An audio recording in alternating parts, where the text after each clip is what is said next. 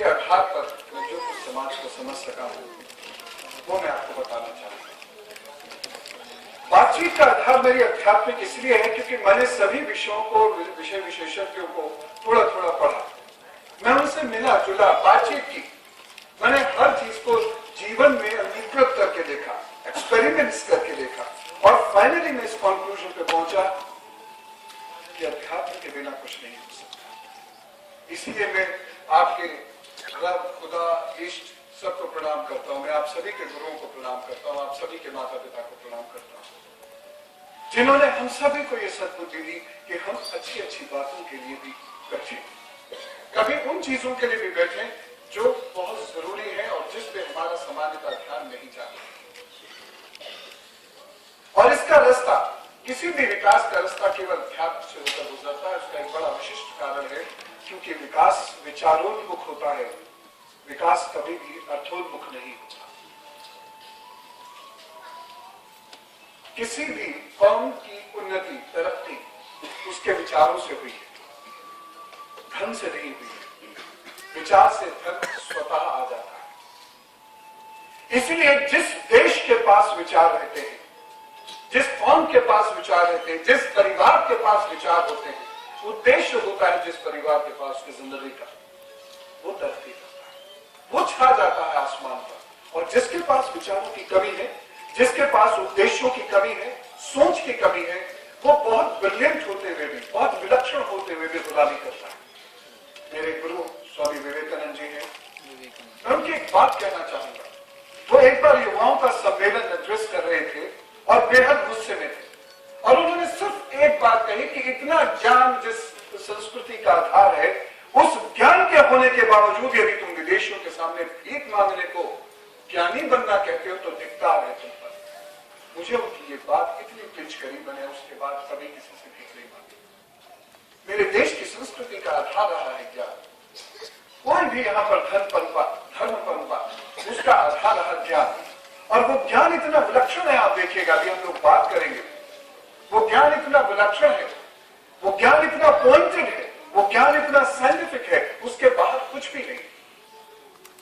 और जब आप उस ज्ञान की गहराइयों से अपनी जिंदगी के मोती चुनेंगे, तब आपको पता चलेगा कि हाँ, मेरे अंदर कमियां क्या है और किस तरीके से मैं वो कमियां अपने बच्चों के अंदर नहीं रहती। इसलिए मैं स्पिरिचुअल हूं। और आज की बातचीत का एक मेजर प्रयोजन ये भी है कि मैं चाहता हूं खासतौर से यंगस्टर्स को कि वो इस देश की संत परंपरा की इज्जत करें। बहुत दुर्भाग्य हो गया है कि आज देश को रास्ता दिखाने वाले विचार नहीं। देश के पास आज पैसा है, देश के पास आज पैसा है, देश भी हमारी तरफ आ रहे हैं, हमारी प्रशंसा कर रहे हैं, हमें समझ रहे हैं, सब कुछ बहुत नेगेटिव नहीं है। लेकिन समस्या क्या है? सब कुछ है तो मेरा अपना क्या है?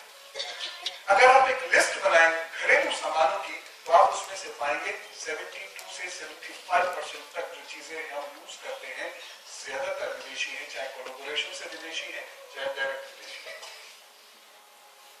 हम विचार भी विदेशों से ले रहे हैं। बहुत सारे एग्जाम्पल्स होते हैं, मैं हंसी में कभी कहता हूं ये एग्जाम्पल फला उपनिषद से आया है, उसे कोई बच्चा, कोई स्टूडेंट, कोई यूथ मानने को तैयार नहीं होता। और मैं वही यही कह देता हूँ, ये जॉक ने लिखा है, टॉप ने लिखा है, विलियम्स ने लिखा हुआ है, तो एक तो अच्छा उन्होंने ये सब भी लिखा हुआ है, अरे ये तो एकदम सही होगा, साइंटिफिक होगा। हकीकत ये होती है उन्होंने जो भी कुछ लिखा होता है, लिखा यहीं से होता है। रेकी फॉर एग्जाम्पल, हम सब लोग रेकी के बारे में जानते हैं। प्रोफेसर ऋषि ने और श्रीमती दत्ता ने ये रेकी ऋषिकेश से सीखी थी, ये बहुत कम लोग जानते हैं। इसीलिए ये गर्व की बात है कि हम बहुत ज्ञानी हैं, लेकिन दुख की बात है उस ज्ञान का इस्तेमाल हम नहीं कर रहे। मैं इसीलिए अध्यात्म की ओर ज्यादा प्रेरित हूं। इस संत परंपरा को समझने की जरूरत है। ये संत जानते थे हाइपोथैलेमस क्या होता है, सबथैलेमस क्या होता है। They knew about 21 parts of the brain. They knew that at the most we can use 20% of the brain.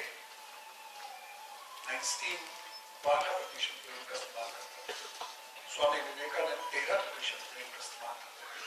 Swami Dayanand, Nanak Dev, ये सब लोग 13 से 15% से अधिक अपने ब्रेन का इस्तेमाल करते थे, उसी में दिव्य शक्तियां आनी शुरू हो जाती थी। हमें ये चीज 2700 साल पहले पता था कि डायबिटीज नाम की एक बीमारी होती है और उसका ये इलाज 17वीं शताब्दी में ये जर्मनी में शुरू।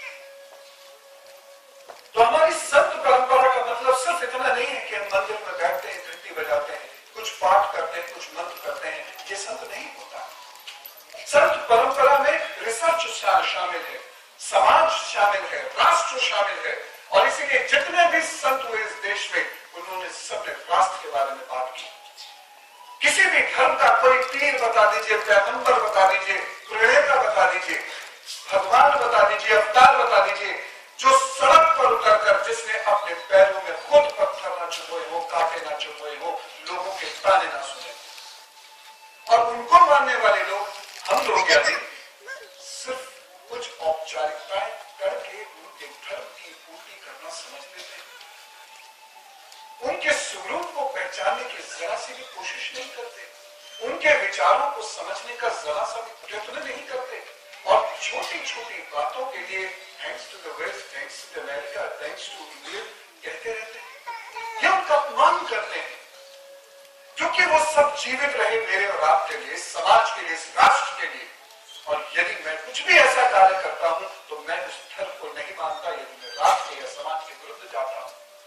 इसलिए भी बहुत जरूरी था कि मुझे लगा कि मुझे अध्यात्म के मार्ग से ही आगे चलना चाहिए। जितना मैंने धर्म को समझने की कोशिश करी, चाहे कोई भी धर्म था, सौभाग्य से मुझे इस्लाम पढ़ने, इस्लाम को समझने का मौका मिला, कुरान शरीफ को समझने का मौका मिला। मेरी स्कूलिंग में क्रिश्चियन स्कूल में हुई, मैं चर्च मेंबर था, मुझे बाइबल समझने का मौका मिला। मैंने जितने भी धर्म समझे, मैंने सिखिज्म को जो भी समझने का मौका मुझे थोड़ा बहुत मिला, जितना थोड़ा बहुत समझ पाया, थोड़ा बहुत हिंदुइज्म को समझ पाया, मुझे लगा कि जंगल से निकलो, समाज में जाओ, क्योंकि जिनकी मैं पूजा करता हूँ वो जंगल में कभी नहीं रहे, वो समाज में रहे, वो बहुत ऊंचे महलों में रह सकते थे, कभी नहीं रहे। और मैं केवल 5000 7000 साल पुरानी बात नहीं कर रहा, मैं 400-500 साल पुरानी भी बात कर रहा हूँ, मैं 200 साल पुराने ऋषि संतों की बात नहीं कर रहा हूँ, मैं 100 साल पुराने ऋषि संतों की बात नहीं कर रहा हूँ। और उन्होंने जो ज्ञान दिया वो अदम्य है, अद्भुत है। इसलिए मैंने अपना मार्ग अपनाया अध्यात्म। और मैं फिर आपसे निवेदन करना चाहूंगा कि अध्यात्म का मतलब केवल पूजा पाठ की पद्धतियां नहीं होता है। अध्यात्म एक बेहद वैज्ञानिक प्रक्रिया है। इसको समझने से हम अपने पूर्व जन्म के पापों से लेकर अगले जन्म के पापों तक सब कर सकते हैं। इस जन्म में हम बेस्ट कर सकते हैं, हम बेस्ट पा सकते हैं, लेकिन चीजों को समझने की जरूरत है। मैं पेरेंटिंग पर क्यों फोकस करता हूँ, 2 मिनट में ये भी समझाना चाहूंगा। जब मैं समाज में आया, वापस आया, मेरे अंदर लगन थी, धुन थी, मैं अपने आप को राष्ट्र के लिए समर्पित करना चाहता हूँ, मैं धर्म सेवक बन के कार्य करना चाहता हूँ। मैंने किया, मैं जितना पढ़ा, जितना समझा, देश देश में जितना मैं घूमा, मुझे ये लगा कि देश में इस वक्त केवल 2 डिविजन है। एक डिविजन है एल्डर्स का और दूसरा डिविजन है यंगस्टर्स का, और कोई मेजर डिविजन ऐसा नहीं है जिसकी जरूरत है, जिस पे काम करने की जरूरत है। जो एल्डर्स का डिविजन है उसमें फिर 2 तरीके के लोग हैं। एक वो जो अच्छे एल्डर्स, जो अच्छे एल्डर्स हैं उन्हें मैं कुछ नहीं समझा सकता था, मैं उनसे सीखने के लिए तैयार हूं, और जो बुरे हैं उन्हें कोई नहीं सुधा सकता। भगवान श्री कृष्ण भी हार गए थे और अल्टीमेटली उन्होंने कहा था ठीक है युद्ध करो। जो ज्ञानी है और ज्ञानी होकर बुरा है उसको कौन समझाएगा? जो अनुभवी है, अनुभवी होकर बुरा है, उसको फिर कौन समझाएगा? जो अकंठ एक बार भ्रष्टाचार में डूब जाता है, उसके सामने इतनी मजबूरियां हो जाती है, वो बाहर नहीं निकल सकता, वो कभी नहीं निकलना चाहेगा, वो भ्रष्टाचार की परिभाषाएं बदलना जरूर चाहेगा। लिहाजा राष्ट्र निर्माण के लिए मुझे लगा बच्चों पर काम करो, क्योंकि ये आने वाली पीढ़ी है। ये 2011 तक आते आते ये पीढ़ी 55 करोड़ हो जाएगी। इस पर काम करने की जरूरत है। 69% लोग इसी में से आगे आने वाले 5 से 8 सालों के बीच में देश की सत्ताओं में होंगे, चाहे पॉलिटिशियंस के रूप में हो, चाहे ब्यूरोक्रेट्स के रूप में हो, बिजनेसमैन के रूप में हो, किसानों के रूप में हो, बिल्डर्स के रूप में हो, प्रोफेसर्स के, टीचर्स के रूप में हो, जर्नलिस्ट के रूप में हो, का देश इन्हीं से चलेगा। इसलिए मैंने सोचा पीढ़ी निर्माण का कार्य किया जाए। अप्रोच विल रिमेन स्पिरिचुअल, लेकिन पीढ़ी निर्माण का कार्य किया जाए। उसके बाद लगातार पिछले 7-8 सालों में जो घटनाएं होती रही, उनसे दिल इतना दुखता रहा। परिवार जिस तरीके से टूट रहे हैं, खासतौर से वो चीज, जिस तरीके से हमारे परिवार टूट रहे हैं, जिस तरीके से परिवारों में कलह और कलेश बढ़ता चला जा रहा है, डिविजन बढ़ते चले जा रहे हैं, लगा कि आगे आने वाले बच्चों के साथ तो और भी बुरा होने वाला है। बार बार यही कंप्लेंट्स, बार बार कि बच्चे का कंसंट्रेशन वीक है, बच्चे को गुस्सा बहुत आता है, बच्चे का चरित्र भटक रहा है, बड़े परेशान है इससे। लिहाजा फिर ये लगा बच्चों पे ही काम करते हैं, यूथ पर ही काम करते हैं, यंगस्टर्स पर ही काम करते हैं, क्योंकि यही यंग जनरेशन जो सबसे ज्यादा भटकाव महसूस कर रही है। ये भटकना नहीं चाहती, लेकिन भटकने को मजबूर है। पहले हर जगह बुजुर्ग होते थे बच्चों की देखभाल करने के लिए, उनको दिशा देने के लिए। शिक्षकों पर बहुत वक्त होता था कि वो अपने स्टूडेंट्स की देखभाल कर पाते थे, उनको वक्त दे पाते थे, उन्हें संभाल पाते थे, उनके पर्सनल मैटर्स को डील कर पाते थे। आज वैसा कुछ नहीं होता। एजुकेशन फॉर्मल हो चुकी है और इस समाज को सुधारने के लिए केवल 2 ही चीजें काम करती हैं, शिक्षा और अध्यात्म। और शिक्षा की स्थिति बेहद खराब है। गुणात्मक विकास शिक्षा का नहीं हो रहा। स्कूल कॉलेजेस बढ़ते जा रहे हैं, बेहद खूबसूरत होते जा रहे हैं, लेकिन उसमें सच्चे विद्यार्थियों और शिक्षकों की संख्या घटती जा रही है, सच्चे मैनेजमेंट की संख्या घटती जा रही है। ठीक उसी तरीके से जैसे धर्म स्तर बढ़ते चले जा रहे हैं, कम होते चले जा रहे हैं। लिहाजा कोशिश यही है कि हम बच्चों पर काम करें, यूथ पर काम करें। इससे परिवार समझता है, इससे परिवार बनता है, और उस पर काम करने के लिए कई तरीके हैं। साइकोलॉजी भी एक पार्ट है, एस्ट्रोलॉजी भी एक पार्ट है। सामान्यतः हम ज्योतिष को समझते हैं कि घर कब बनेगा, शादी कब होगी, बस ये बताने वाला कोई शादी। बिल्कुल गलत है। ज्योतिष की शुरुआत होती है मन से, बिल्कुल गलत है। ज्योतिष has very little to do with the physical objects. ज्योतिष काम करता है टाइम एंड स्पेस में, इसलिए ज्योतिष मन पर सबसे ज्यादा प्रभाव का अध्ययन करता है। आपके ब्रेन की वो छोटी छोटी प्रॉब्लम्स जो आपको कहीं जिसका जवाब नहीं मिल सकता, ज्योतिष में मिलेगा। आपके मन में वेग, आवेग, संवेग ये क्यों है, याददाश्त क्यों कमजोर है, किस वक्त में, किस स्थिति में, किस परिस्थिति में आप क्या सोचेंगे, कैसे काम करेंगे, ये ज्योतिष बताता है। और इसलिए मैं पुनः कहता हूं, हम सब लोगों को गर्व से विश्वास होना चाहिए उस संत परंपरा के अंदर, जिन मनीषियों ने अपने जिंदगी को खतरे में डालकर, जिन लोगों ने अपनी जिंदगी को वैभव से दूर कर हमारे और आपके लिए होम कर दी, हवन कर दी। और उन्होंने ऐसे लक्षण शास्त्र हमारे सम्मुख लाके रखे, जिनको यदि हम पढ़ेंगे तो जी ये काम नहीं करना होगा।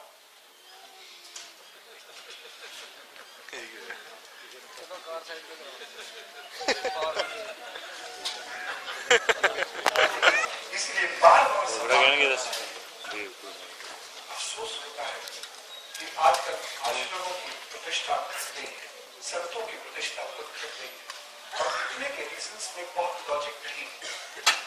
यदि टेलीविजन पर कुछ नाम पढ़कर, कुछ खबरों को पढ़कर, जिनकी न्यूज चलाई जानी मजबूरी है, क्योंकि वो संत नहीं है, टेलीविजन में संत नहीं कह रहा, ठग कह रहा, या अखबार में संत नहीं कह रहे, ठग कह रहे। यदि पिछले 5-7 सालों में बमुश्किल 15-20 ऐसे लोग अखबारों में छपे या टेलीविजन पर देखे गए, उसके वजह से यदि हम अपनी 10,000 साल पुरानी संत परंपरा को बता दें, ये लॉजिकल नहीं है, इलॉजिकल है। आप जो कुछ दिन में करते हैं, पढ़ते हैं, उसका 25% एग्जैक्टली वो है जो इस देश को संतों ने दिया है, चाहे वो पूजा पाठ हो, चाहे वो दर्शन हो, चाहे वो जोशपूर्ण बातें हो, चाहे वो मोटिवेशन हो, ये सारी चीज इस देश को संतों ने दी है। हम उस चीज को इग्नोर नहीं कर सकते, इसलिए लॉजिकली भी हमें उस परंपरा को मानना होगा। कोई व्यक्ति आई होता है, जैसे गोकू का भी आई होता है। एक बार सुबह सुबह डॉक्टर डॉक्टर साहब के पास वो पहुंचे। डॉक्टर साहब मेरे पूरे शरीर में दर्द हो रहा है। बोले अरे क्यों, क्या हो गया? बोले पता नहीं, मैं पेट में उंगली लगा रहा हूँ, यहाँ दर्द है, पैर में उंगली लगा रहा हूँ तो यहाँ दर्द है, सर में उंगली लगा रहा हूँ, यहाँ भी भयंकर पीड़ा हो रही है। डॉक्टर साहब ने कहा जाओ पूरी बॉडी का स्कैन करा के। वो पूछे गए, पूरी बॉडी का स्कैन करा के जब रिपोर्ट्स आई, पता है प्रॉब्लम कहाँ थी? फ्रैक्चर उंगली में। यही हमारे साथ होता है। प्रॉब्लम मेरे अंदर है, मेरे थॉट्स में है या मेरे परिवार के माहौल में है, और उसका सॉल्यूशन है सारी दुनिया में ढूंढ रहा है। ज्योतिष कभी बाहरी चीजों में सॉल्यूशन नहीं ढूंढता। ज्योतिष बहुत गहन विज्ञान है। बाहर केवल आपको कुछ जैसे मेडिसिन होती है, कुछ केमिकल कैटलिस्ट होते हैं आपको बेहतर करने के लिए। ज्योतिष ऐसी छोटी छोटी चीजें बाहर से लेता है। बाकी जब तो ब्रह्मांड ने तत्व कर ले, जैसा मैं वैसा ब्रह्मांड, जैसा ब्रह्मांड है वैसा मैं। यानी मैं अपने अंदर से अपने जोश को निकालूंगा, मैं अपने अंदर से सूर्य चंद्र मंगल बुध को मजबूत करूंगा, मेरा फल तब होगा। इसीलिए ज्योतिष कार्मिक है। इसलिए कर्म के सिद्धांत के महान योगेश्वर प्रणेता श्री कृष्ण ने ज्योतिष के अनेक सूत्रों की स्थापना की। दशरथ ने ज्योतिष के अनेक सूत्रों की स्थापना की। गुरु वशिष्ठ ने ज्योतिष के अनेक सूत्रों की स्थापना की। जिन्होंने गायत्री मंत्र की स्थापना की, उन्होंने ज्योतिष की स्थापना की। अनेक सूत्र। राजा जनक जिन्हें विदेह बोलते हैं, उन्होंने ज्योतिष के अनेक सूत्रों की स्थापना की। ऋषि नारद, जिनको सामान्यतः हमारी पिक्चरों की वजह से कॉमेडियन के रूप में ज्यादा जाना जाता है, उन्होंने ज्योतिष के अनेक सूत्रों की स्थापना की। लगभग 8000 साल लगे इस विज्ञान को विकसित होने में, और यह विज्ञान जब विकसित होकर आया तो इसने सिर्फ एक चीज कही, you have the power, you have potential, use it. शक्ति तुम्हारे अंदर, इसका इस्तेमाल कर। सूर्य तुम्हारे अंदर, चंद्रमा तुम्हारे अंदर। शिव जी के चित्र को अब की बार गौर से देखिएगा, उनके मस्तक पर चंद्रमा होता है।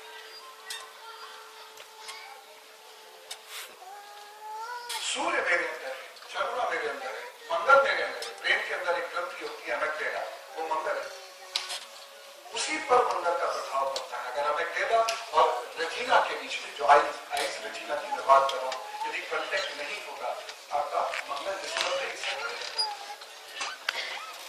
आपका सब थैलेमस, आपका बुद्ध, आपके जितने भी बोल चाल की चीजें हैं, गुण हैं, वो विकसित ही कभी होंगे जब सब थैलेमस आपका बेहतर होगा। यही आपका बुद्ध है।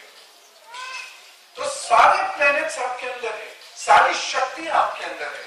अब चेतन मस्तिष्क आपकी समस्त शक्तियों का स्वामी है। आप चेतन मस्तिष्क के केवल 5 से 7% हिस्से का सामान्य का प्रयोग कर रहे हैं एक दिन के अंदर। कुल उन चीजों को उभारने की कोशिश कीजिए, वो ज्यादा बेहतर है, बजाय इसके कि हम सारे आडंबरों में लगे रहें और उससे कुछ हासिल ना करें। बजाय इसके कि हम केवल अंधविश्वास में उलझे रहें, उनसे कुछ हासिल ना करना। इसलिए आई को समझने की जरूरत है। इस आई को ना घरों में कोई समझ पा रहा है, ना इस आई के ऊपर यानी सेल्फ के ऊपर स्कूलों में कोई काम। ये बड़ी अजीब सी सिचुएशन है। मैं जनरल पूछना चाहता हूँ, देखिए मैं औपचारिक वार्तालाप कर नहीं सकता, मैं उतना अच्छा स्पीकर नहीं, मैं बड़े अनौपचारिक ढंग से बातचीत करता हूँ। पढ़ाई किससे होती है? What is the source of education? बताइए। ऐसी बातचीत करते हैं, ऐसी बताइए। बुक्स। इस देश में बहुत बड़े मनीषी ऋषि ऐसे हैं जिनके पास किताबें खरीदने का पैसा नहीं, बिना बुक के भी पढ़ा जा सकता है। आजकल तो खासतौर से पढ़ा जा सकता है और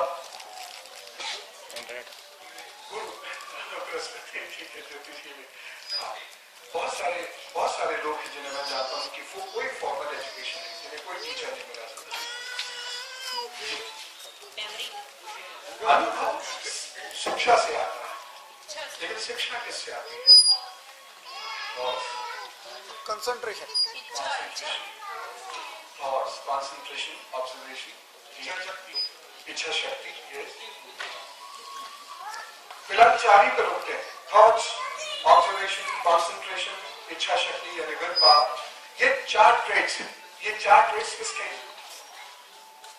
मन के। एजुकेशन का बेस है मन, ब्रेन है, mind. Mind is the basis of education. लेकिन बताइए कितने ऐसे एजुकेशन इंस्टीट्यूशन हमने और आपने देखे होंगे अभी तक जहां माइंड पर काम होता है? मनी पे होता है। Exactly. Wonderful answer. I remember it. Money पर होता है। माइंड गेम नहीं रह गए, मनी गेम हो गए। और इसीलिए बच्चों को आप डेवलप कैसे करोगे?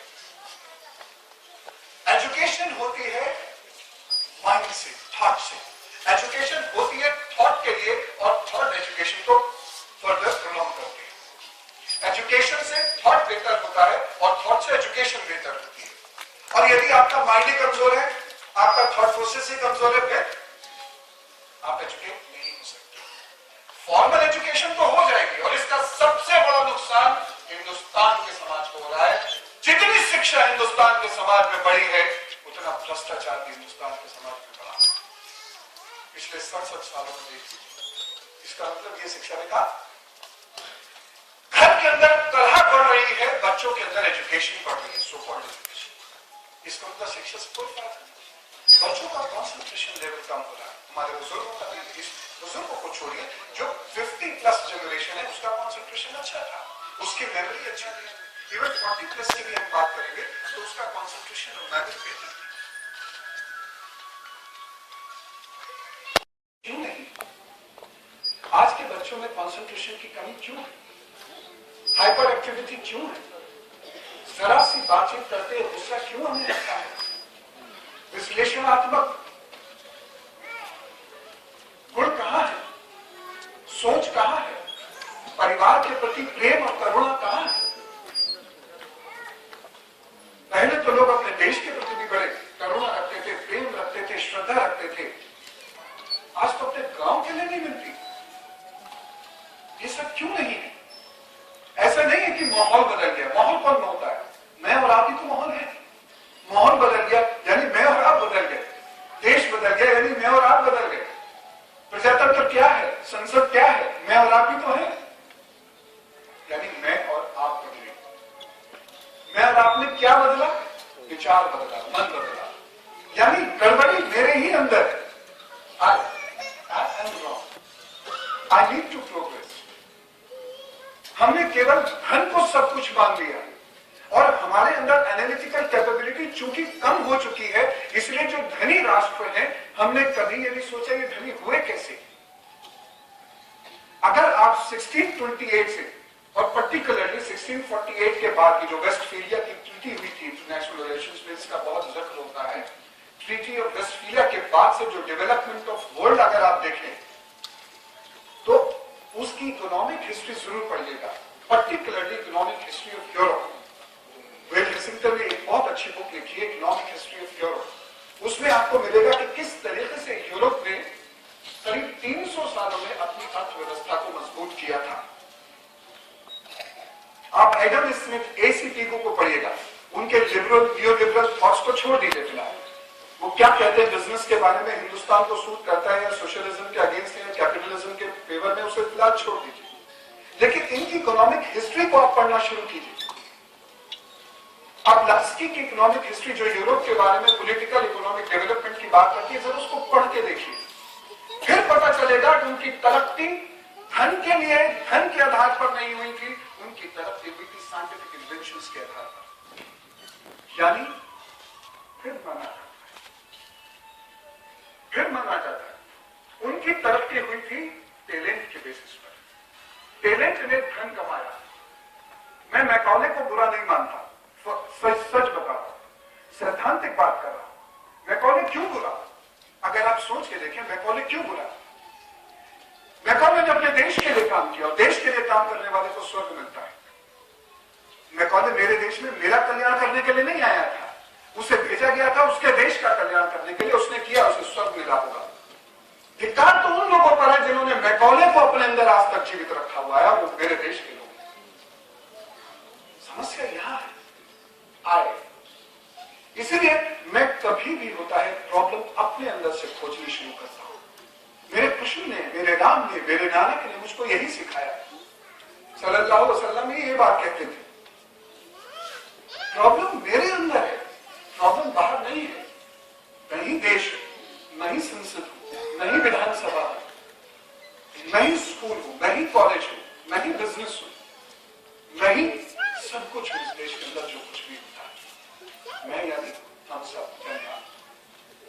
प्रॉब्लम स्टार्ट्स विद मी, और मैं क्या? सेल्फ, आई। इसलिए बीज को विकसित करने की जरूरत है। बीज होता है एक आई, दैट इज सेल्फ। ये एक तरीके से ये बीज है। और यहाँ एक चीज, मैं बहुत सारे उम्मीद करता हूँ टीचर्स बैठे, पेरेंट्स और टीचर्स एक बात को समझ लीजिए, आप किसी को कुछ नहीं सिखा सकते। This is biologically not possible. हम कहते हैं ना बच्चों को ये सिखाया नहीं, बच्चों को वो नहीं सिखाया, बच्चे ने ये नहीं, बच्चे को सिखा दे तो ये होता। किसी को आप सिखा नहीं सकते। Biologically this is not possible. आप बीज को वृक्ष बना सकते हैं? बहुत लॉजिकल बात पूछा। उत्साह वाले तब नहीं चाहिए, भावुकता वाली स्पीचेस में इस देश के ज्ञान को कभी बढ़ने नहीं दिया। क्या बीज को वृक्ष बनाया जा सकता है आपके द्वारा? समय बनाएगा, आपके द्वारा दिया गया संरक्षण बनाएगा, आपके द्वारा दी गई खाद बनाएगी, समय पर दिया गया पानी बनाएगा। आप केवल ऑफशूट शाखाएं उसकी प्रस्तुत कर सकते हैं, कॉम्पोनेंट्स दे सकते हैं, आप कंप्लीशन नहीं दे सकते। ये हमारे और आपके हाथ में नहीं है। आप बच्चे को जो दे सकते हैं सिर्फ माहौल दे सकते हैं। आप बच्चे को तहसीलदार नहीं बना सकते, आप बच्चे में अखलाक पैदा नहीं कर सकते, आप माहौल दे सकते हैं। और यही पेरेंटिंग का सबसे श्रेष्ठ सूत्र है। पेरेंटिंग का सबसे श्रेष्ठ सूत्र है माहौल। अक्सर लोग मेरे पास पूछते हैं, आप मेरे बच्चे में गुस्सा बहुत है, क्रोध बहुत है। मैं ये निवेदन भी आप सबसे कर रहा हूं कि जब हम आज के बाद यहां से जब निकले तो ये केवल एक साधारण फंक्शन से लौट के आना ना हो जाए प्लीज। हम यहाँ सब अपने विचारों को उद्वेलित कर रहे हैं, विचारों का मंथन कर रहे हैं। हम सब लोग इस वक्त एक मंथन की प्रक्रिया से गुजर रहे हैं। जैसे ही मंथन हुआ था जिससे अमृत निकला था, वो कोई बहुत अलग चीज नहीं, वो विचारों का एक मंथन था। हम वो मंथन कर रहे हैं और इसको जिंदगी में उतारने की कोशिश कर रहे हैं। लक्ष्य में क्या है? माहौल दे सकते हैं। ये बिल्कुल गलत है कि आप बच्चे को सिखा सकते हैं। जो बैचलर ऑफ एजुकेशन की डिग्री लेते हैं, बिल्कुल शुरू में चाइल्ड साइकोलॉजी में क्लियरली लिखा हुआ है, you can not teach a child, you can provide atmosphere for the learning. और हम जब तैत्तरीय उपनिषद पढ़ते हैं, मैं अक्सर वहां स्वामी जी से बोलता था, वो बुक के पास बैठ के क्लासेस होती थी भुजवासा में, बहुत सुंदर माहौल होता था। गर्मी में भी कांप रहे होते थे। स्वामी जी कहते थे नहीं, स्वेटर नहीं पहनना है। मैं उनसे कहता, आपने ये नहीं सिखाया, वो नहीं सिखाया, ये नहीं ऐसे बताया, वो नहीं बताया, ये सीख सकते थे, वो सिद्धि वो शक्ति ले सकते थे। स्वामी जी ये कहते थे, मैंने तुम्हें भुजवासा में रहने की जगह दी, इतना सुंदर माहौल दिया, सुबह शाम की प्रार्थनाएं दी, मैं तुमसे बात करता हूँ, सीखो तुम खुद। जब हम बहुत गुस्सा कर गए थे, गुरु से तो ऐसे ही संबंध होते, गड़बड़, हमें आप ये सिखाइए, तो उन्होंने मुझे तैत्तरीय उपनिषद पढ़ने को दिया। वेद व्यास ने भी अपने किसी शिष्य को कुछ नहीं सिखाया, बताया था। और प्रश्नोपनिषद में देखिए, ये उपनिषद, कठोपनिषद, कृष्णोपनिषद, छंदोपनिषद, इनको बहुत पतले से आप एक दिन में भी थोड़ा सा पढ़ सकते हैं। स्पष्ट लिखा है, एक घर में 4 बच्चे एक ही से शिक्षा पाते हैं, एक ही सा माहौल होता है, चारों की लर्निंग अलग अलग है। एक क्लासरूम में 20 बच्चे सीबीएसई बोर्ड नॉर्म्स के हिसाब से चले तो एक ही टीचर से पढ़ते हैं, होता कुछ और नहीं है क्लास में, लेकिन नॉर्म्स वही है। वो 20 बच्चे लेकिन अलग अलग सीखते हैं। यहां पर भी एक ही चीज को हम 600-700-800 लोग होंगे, सब अलग अलग लेंगे। बेसिकली कोई किसी को नहीं सिखाता, नहीं तो मैं सब कुछ एक सा सबको यूनिफॉर्मली सिखा देता। हम सीखते हैं, हमें कोई सिखाता नहीं। और सीखते कैसे हैं? माहौल से। जिस लोगों में कंसंट्रेशन की कमी होगी, उसके बच्चे में कंसंट्रेशन की कमी। जिस घर का खाना खराब होगा, खाना मतलब फूड से मेरा मतलब है, खाना खराब दूसरा उर्दू वाला खाना खराब, फूड। जिस घर का फूड डिस्टर्ब होगा, जिस घर में आपाधापी में भोजन किया जाएगा, उस घर के बच्चों में भी आपाधापी और धैर्यहीनता होगी। जिस घर में टेलीविजन का बहुत ज्यादा उपयोग होगा, जिस घर के अंदर ज्ञान विज्ञान की बातचीत नहीं होगी, उसके बच्चों में भी तर्क क्षमता विकसित नहीं होगी। कई बार एक पिताजी आते हैं, मैं सामान्यतः तो बैठता नहीं, कभी कभार पिताजी हो गए किसी से तो हो गई, वो कहते हैं मेरे बच्चे को गुस्सा बहुत आता है, इतने में बच्चे ने कुछ शरारत कर दी और वो कहता चुप। मुझे किसी उपाय को बताने की जरूरत ही नहीं है, मैं उनसे कहता हूं अपने अंदर इस टेंडेंसी को खत्म कर दो, बच्चे की टेंडेंसी अपने आप खत्म हो जाए।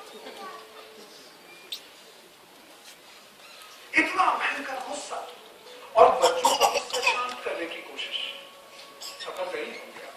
आप चांदी का एक कड़क है, चांदी की जल्दी पर बिठा दो,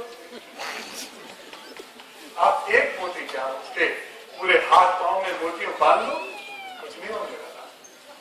आप उसे पानी पिलाने की बात छोड़िए, आप उसे टब में बिठा दो सारे दिन के लिए, कुछ नहीं होने वाला, क्योंकि हम किसी को सिखा नहीं सकते। We cannot enter forcefully in anybody's thought. ये कुछ योगी लोग कर सकते हैं, वो करते नहीं, क्यों करें?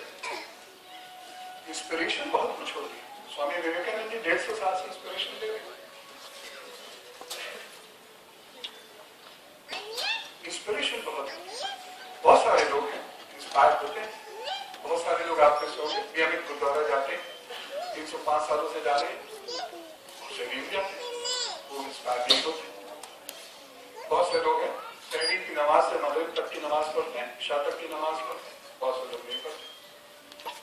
इंस्पिरेशन कुछ 27 सालों से इंस्पायर हो रहे हैं इस्लाम में, कुछ नहीं हो रहे।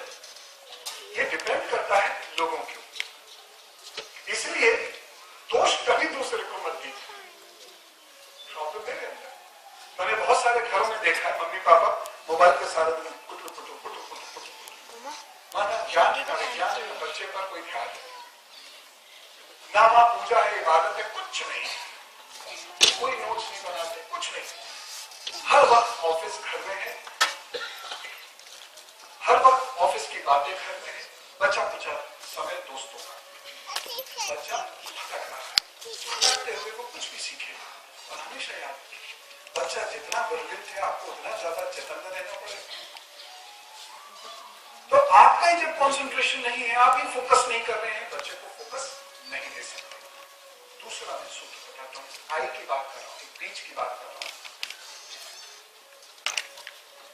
बहुत सारे लोग हंसेंगे इस बात, लेकिन मैं इस बात के वैज्ञानिक तथ्य भी आपको, एक्चुअली पेरेंटिंग बच्चे के जन्म से 6 महीने पहले ही शुरू हो जाती है। जो फादर या मदर फिट होते हैं, उनके बच्चे फिट नहीं हो सकते। यदि आपके अंदर वात पित्त है तो आपके बच्चे कभी फिट नहीं। यदि आपके अंदर वात पित्त है तो बच्चों का ब्रेन कभी भी सेटल नहीं होगा। यदि आप हाइपर एक्टिव ब्रेन के हैं, सोते समय भी आपके दिमाग में आपकी एम्बिशंस रहती हैं, बच्चे का ब्रेन कमजोर होगा। यदि बच्चे के जन्म की उत्पत्ति का कार्य आपने तनाव में किया है या शराब के साथ किया हुआ है, बच्चा हाइपर होगा या उसके लंग्स में प्रॉब्लम, उसको रेस्पिरेटरी डिसऑर्डर्स होगी। संतान को जन्म देना ये फिल्म नहीं है कोई कि एक दिन अचानक हीरोइन अपने हीरो से कहती है, सुनो जी आप बच्चे के पालन में रहते हो। एक बहुत साइंटिफिक और बेहद धार्मिक कार्य है, इसको सरलता से नहीं लेना चाहिए। ये बहुत महत्वपूर्ण कार्य है, इस पे आपका जीवन डिपेंड करता है, इस पे समाज डिपेंड करता है, इस पे राष्ट्र डिपेंड करता है। एक बच्चे के ऊपर पूरा राष्ट्र निर्भर कर सकता है।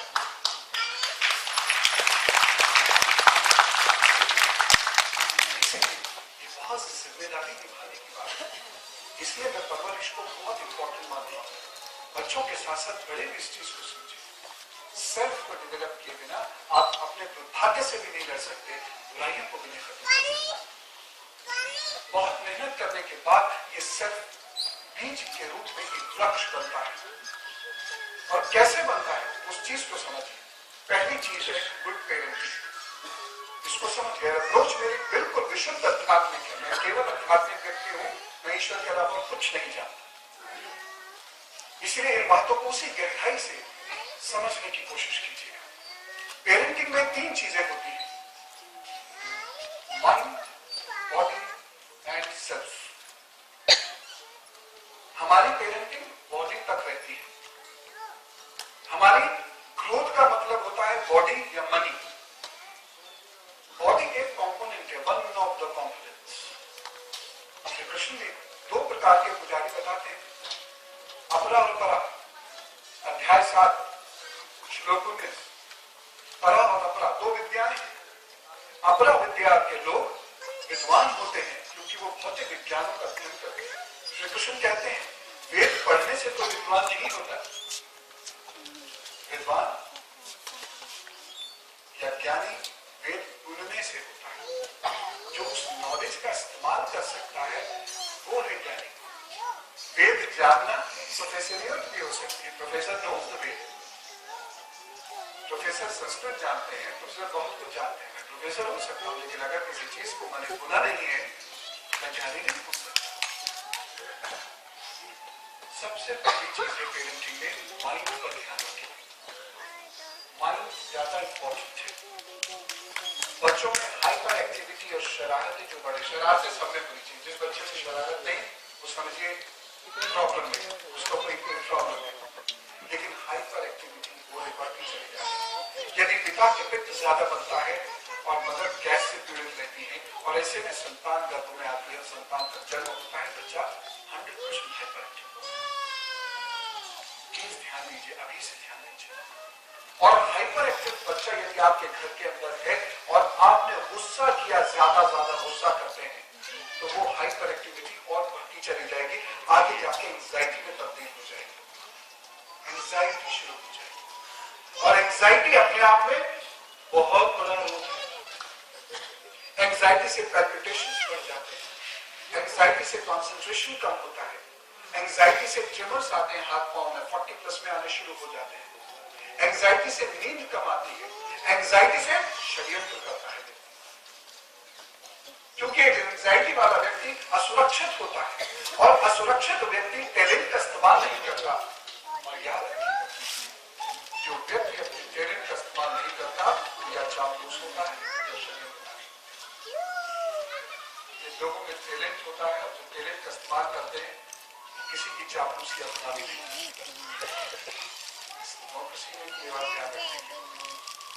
टैलेंट डेवलप करे हमारे लोग, शायद चापलूसी और गुलामी की जरूरत कभी पड़े। लीडरशिप पॉसिबल ही नहीं है यदि आप टैलेंट का इस्तेमाल नहीं कर सकते। यदि आप अपने आई को नहीं जानते, सेल्फ को नहीं जानते, आप लीडर नहीं हो सकते। इसलिए बच्चे के अंदर माइंड को डेवलप करने की कोशिश कीजिए। अब ठीक है, पर हमारे अंदर आ गई एंजाइटी, तो कैसे कम करें? बहुत सारे लोग हैं यहाँ पर, ना तो मस्तक से पता चल जाता है, जिनके अंदर एंजाइटी की बहुत एक्यूट प्रॉब्लम है। एक छोटा सा उपाय कर देना। आज से आजाद बोला, सौंफ और मिश्री दिन में 7-8 बार खाना खुद भी और अपने दोस्तों को भी खिलाना। अपने बॉसेस को जरूर खिला देते। ताजा नारियल, गोला जैसा नारियल, सौंफ और मिश्री। अगर मिश्री से कोई प्रॉब्लम हो, डायबिटिक है तो नहीं। दूसरी चीज, यदि आपकी एंजाइटी बढ़ती है और एंजाइटी के साथ साथ पैल्पिटेशन, हृदय की धड़कन भी बढ़ने लगती है और गले और में अजीब सी दुख महसूस होती है और सांसें उखड़ जाती हैं, देखिए एक नारियल पानी जरूर पीजिए। बराए मेहरबानी इस फ्रिज में रखा हुआ नहीं होना चाहिए। मिनरल्स बॉडी के डिस्टर्ब होते हैं। मिनरल्स डिस्टर्ब होंगे तो आप भी डिस्टर्ब होंगे और आप डिस्टर्ब होंगे तो फिर मिनरल्स को डिस्टर्ब करोगे और लिहाजा शरीर हिलने लगेगा। आपको खासतौर से ध्यान देने की जरूरत है। इस देश में स्त्रियों पर ज्यादा काम सौंपा जाता है। 70 के दशक में जब फेमिनिस्ट मूवमेंट इस देश के अंदर बड़ा शान से चढ़ा तो एकदम आर्थिक वर्जनाएं स्त्रियों की टूटी। वो बाहर निकली, उन्होंने काम करना शुरू किया और जब से ये ग्लोबलाइजेशन का दौर 1991 से शुरू हुआ, ग्लासनोस्ट और पेरिस्ट्रोइका जो रूस ने शुरू किया उसके असर हमारे यहाँ भी चांद से दिखने शुरू हो गए थे।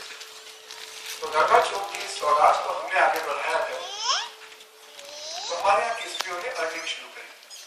ये फख्र की बात पूरे देश के लिए। स्त्रियां बड़ी खुश थी कि अब हम इकोनॉमिकली इंडिपेंडेंट हो जाएंगे तो घरों में हमारी इज्जत बढ़ जाएगी और घरेलू काम हमें कम करने पड़ेगा। ऐसा कुछ नहीं हो।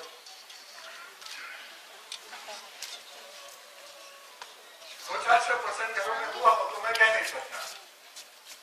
बच्चे वो नहीं पाल रहे, अभी भी उनके जब बच्चा गड़बड़ करता तो ये कहता तुम्हारी ही गलती है, खाना नहीं बनाना पड़ता है। क्या है बच्चा पलता किससे? दो चीजों से, ज्ञान से और ऊर्जा से। देश भी उन्हीं चीजों से चलता है, एक बच्चा भी उन्हीं चीजों से चलता है। और चूंकि यहाँ का सोशल सिस्टम इस तरीके का है, इसलिए बात को अधिक ज्ञान और अधिक ऊर्जा की आवश्यकता होती है। मेरे टीचर्स मीटिंग में भी टीचर्स को भी मालूम मदद कर पाएंगे,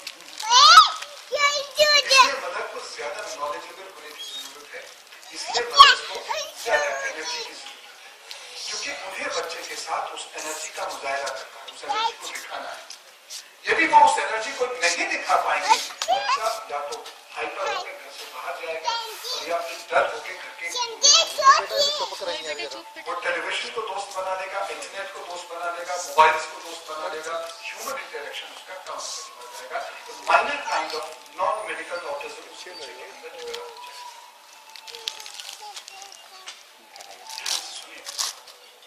इसलिए पेरेंट्स को बहुत एनर्जी चाहिए। और एनर्जी कहां से है? समय हुई 24 घंटे। सबसे पहली बात के लिए मैं खास तौर से कहना चाहूंगा, नींद पूरी लीजिएगा। उचटती हुई नींद अगर आ रही है तो ठंडा पानी पीकर सोइए। रत्ती दाने होते हैं लाल वाले, उस पर तकिया सर के नीचे रख लिया करें, इफेक्ट करेगा। ये भी अगर इफेक्ट नहीं करता है तो फिर चिकित्सक सलाह लेंगे, लेकिन नींद पूरी नींद अगर कम आई तो बहुत मुश्किल होगी। जायफल आप सब जानते हैं, जायफल मसाले के रूप में इस्तेमाल करते रहे। जायफल को अच्छे से घिसे, बहुत मेहनत से घिसेंगे तो जरा सा टेस्ट आएगा। उसको पलकों के ऊपर लगाए, आंख मत लगा लीजिएगा, मुझे याद करेंगे क्या गलत बताते हैं, क्योंकि उसके बाद तो फिर पूरी रात नहीं सो सकते आप। ऊपर इस तरीके से पलकों पर उसको लगाए, अच्छे से नींद आएगी, रेस्ट मिलेगी। या उसको अपनी गणपति टेम्पल्स पर लगाना शुरू करेंगे, आपकी नींद बेहतर होगी। एनर्जी के लिए जो सबसे इंपॉर्टेंट चीज है वो है नींद। नींद आपकी कम नहीं होनी चाहिए। नींद कम होगी, आप एनर्जी में लो रहेंगे। और लगातार नींद कम हो रही है, सुबह उठ के आपकी आंखें भारी होती है और नहाने के बाद नींद आती है, थायराइड चेक डॉक्टर साहब से मिल लें और उसमें देख लीजिएगा कि आपके हाथ का ये हिस्सा थोड़ा मोटा तो नहीं हो रहा, या ये वाला हिस्सा थोड़ा मोटा तो नहीं हो रहा, यही पैराथायराइड रीजन है। और इस हिस्से को थोड़ा थोड़ा प्रेस करना शुरू कर दीजिएगा, ऐसे ऐसे करके प्रेस करना शुरू कर दीजिएगा। तो आपको नेचुरली अपने थायराइड से लड़ने की ताकत मिलेगी। आप जरूर कर दीजिए, आपको थायराइड। ये ध्यान रखिएगा, छोटी छोटी चीजें हैं, बहुत महत्वपूर्ण बात है। अगर आपकी एनर्जी लो चली गई तो किसी भी हालत में आपके बच्चे की एनर्जी हाई नहीं कर पाएगी और वो भटक जाएगा, क्योंकि बच्चे के पास जो सोर्स ऑफ इंफॉर्मेशन है वो डेली हर वक्त सोर्स ऑफ नॉलेज नहीं है। Internet is not the source of knowledge, that's a source of information. Even books are not source of knowledge. Source of knowledge सिर्फ डिस्कोर्स होगा। या आपका अपना अनुभव। सोर्स ऑफ इंफॉर्मेशन उसके पास बहुत ज्यादा है, यदि आपका इंटरेक्शन उसके साथ कम हुआ तो बच्चा भटक जाएगा। जो बहुत सारे पेरेंट्स अपने बच्चों का ध्यान नहीं रख पाते हैं, उनके बच्चे भटकते हैं। एक बार बच्चा भटका नहीं, उसे लाइन पे लाना बेहद मुश्किल होता है। क्यों? इसका रीजन देता है अध्यात्म, इसका रीजन देती है क्वांटम फिजिक्स। अध्यात्म कहता है कि इस पृथ्वी पे पृथ्वी तत्व की उत्पत्ति सब सर्वाधिक है।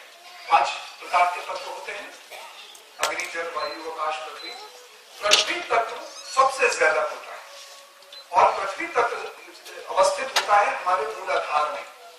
और हमारे मूलाधार इसीलिए इसे संस्थान बोलते हैं। यही गणेश जी की उत्पत्ति मानी जाती है शरीर की। It is the beginning of all kind of energy, चाहे वो रिप्रोडक्टिव एनर्जी हो, चाहे वो एकेडमिक एनर्जी हो, चाहे वो स्पिरिचुअल एनर्जी हो। यदि आपके अंदर सोर्स ऑफ एनर्जी बहुत कम है, इसका मतलब है मूलाधार चक्र में दिक्कत है। और मैं मूलाधार चक्र की एक्सरसाइज करा के न जाने कितने ही लोगों को सजेस्ट कर चुका हूं और उन्होंने किया, वो पिता नहीं, क्योंकि रिप्रोडक्शन सिस्टम इसी मूलाधार चक्र से डिस्टर्ब होता है। इसलिए मूलाधार चक्र पर लगातार अपने काम कीजिए, कुछ नहीं करना है।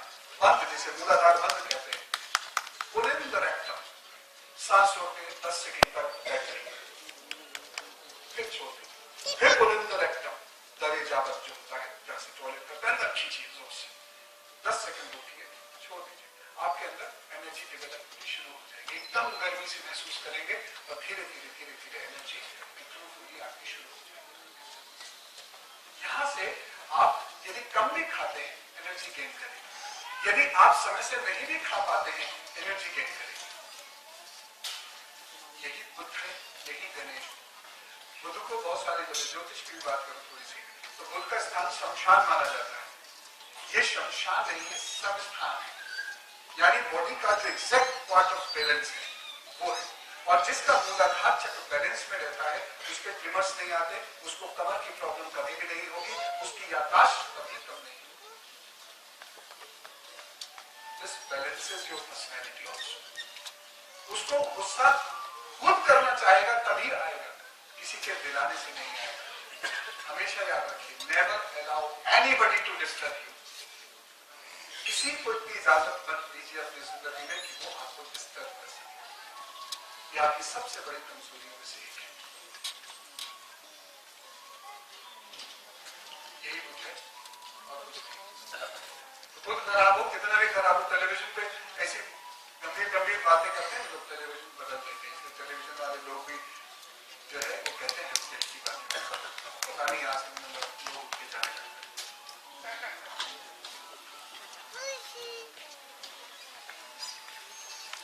जिन परिवारों में मूलाधार का अभ्यास होता है वह पति पत्नी के बीच में कलह बहुत कम से कम। आप 2 महीने प्रयास करके देख लीजिएगा, ईश्वर न करे अगर हो रही हो तो शायद कम हो जाए, करके देखिए। बहुत सारी रीजन से पॉजिटिव एनर्जी एमिनेट होती है। अपान वायु जिसे कहते हैं, 5 किस्म की वायु हमारे शरीर में होती है, अपान, दान, व्यान, समान और प्राण वायु से दिमाग चलता है। जिस बच्चे की प्राण वायु कमजोर होगी उसका दिमाग कमजोर होगा, उसका कॉन्सेंट्रेशन कम होगा, उसकी हेल्थ खराब होगी, दिमाग की नजर सकती है।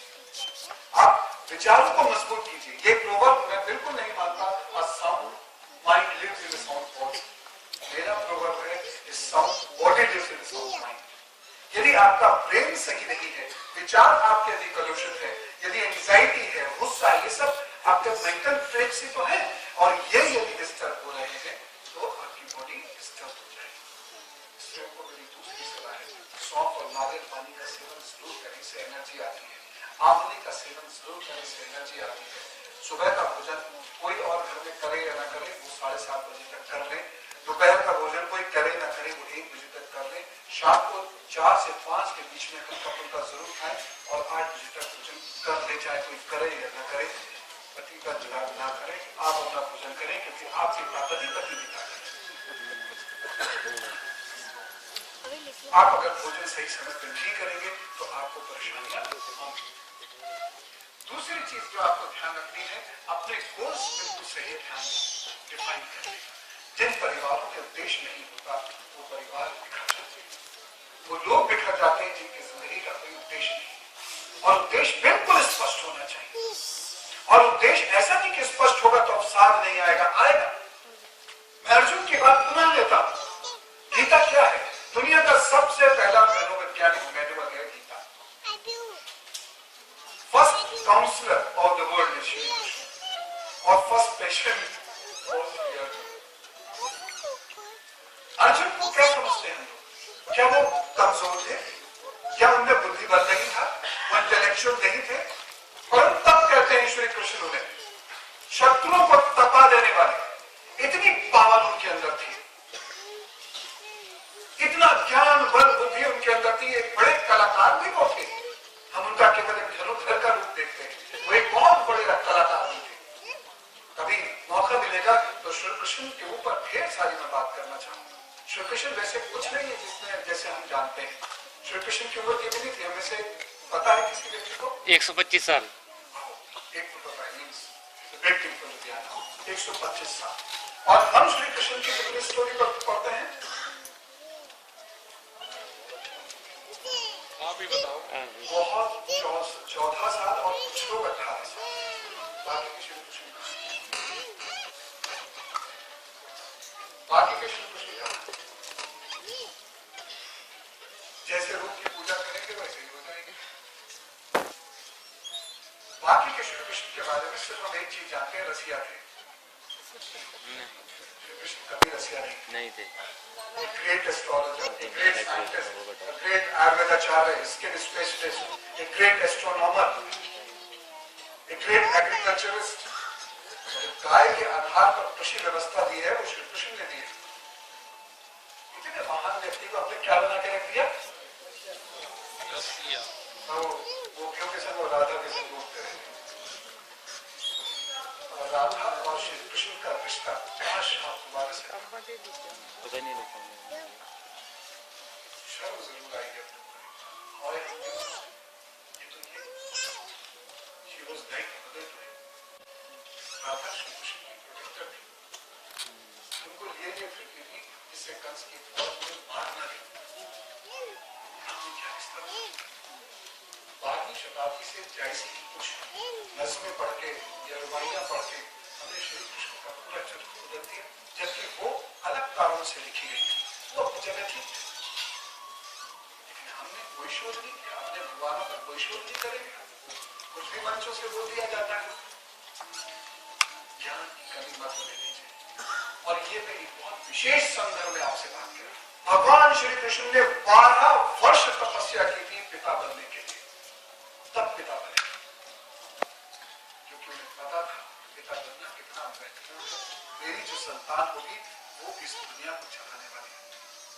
इसलिए 12 वर्ष तपस्या की थी उन्होंने, तन की मन की विशिष्ट साधनाएं की थी। तदुपरांत जन्म दिया। सोचिए, ये दैविक कार्य हम करते हैं जो हमें ईश्वर माता पिता बनाता है, अपना स्वरूप हमें दे देता है। हमारे अपने गोल्स होंगे तभी हम बच्चों को गोल्स देंगे। बच्चों की तरक्की होती है उनके भोजन से। भोजन बहुत इंपॉर्टेंट है। भोजन के 4 हिस्से होते हैं। 3 शरीर में जाते हैं, कार्बोहाइड्रेट, फैट, प्रोटीन, और एक हिस्सा बनता है मन। इसीलिए बुजुर्ग कहते हैं, ऋषि कहते हैं, सुश्रुत संहिता में लिखा है, जैसा अन्न वैसा मन। बच्चों को ऐसा भोजन देंगे जो इमीडिएट कैलोरीज बिल्ड करता है। बच्चा हाइपर होगा, बच्चे की मेमोरी शॉर्ट टर्म होगी, बच्चे का कॉन्सेंट्रेशन वीक होगा। जंक फूड क्या होता है? जंक फूड क्या होता है? By definition what do we mean by junk food? क्या होता है जंक फूड? प्रिजर्व नहीं, आप पराठा प्रिजर्व करके रखिए। बासी फूड से बासी मिर्ची डालना फिर भी जंक फूड नहीं होगा। वेस्ट फूड, वेस्ट फूड, शरीर को जंग लगाने वाला मैदा बिल्कुल इंडियन स्टाइल में बनाने के बाद भी डाइजेस्ट नहीं होगी, but it is not junk. Carbohydrates is an essential part. आम में भी होता है, बादाम में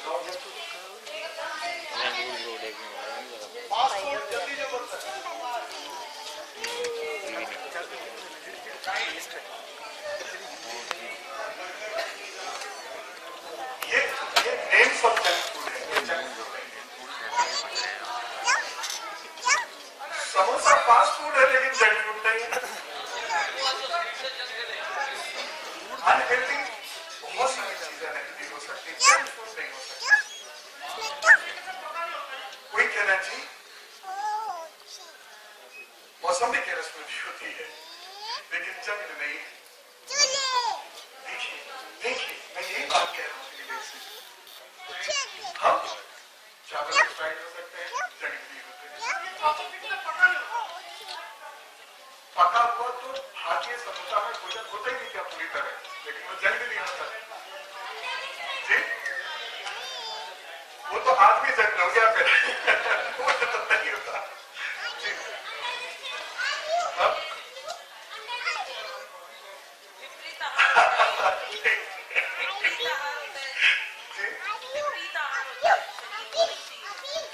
कफ कट्टी वाले के लिए हर ठंडी चीज विपरीत आहार है, लेकिन हर ठंडी चीज यहाँ तक कि दही भी जंग नहीं है।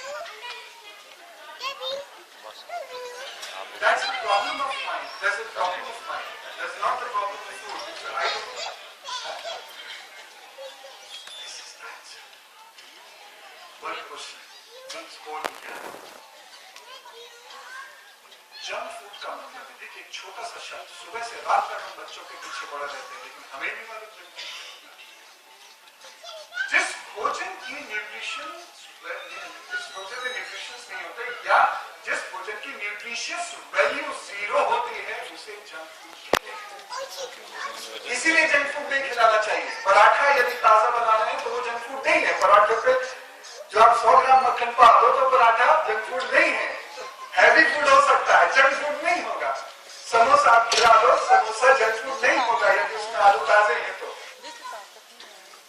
क्योंकि अच्छा घी है उसकी न्यूट्रिशियस वैल्यू है, उसमें आलू ताजे हैं तो उसकी न्यूट्रिशियस वैल्यू है।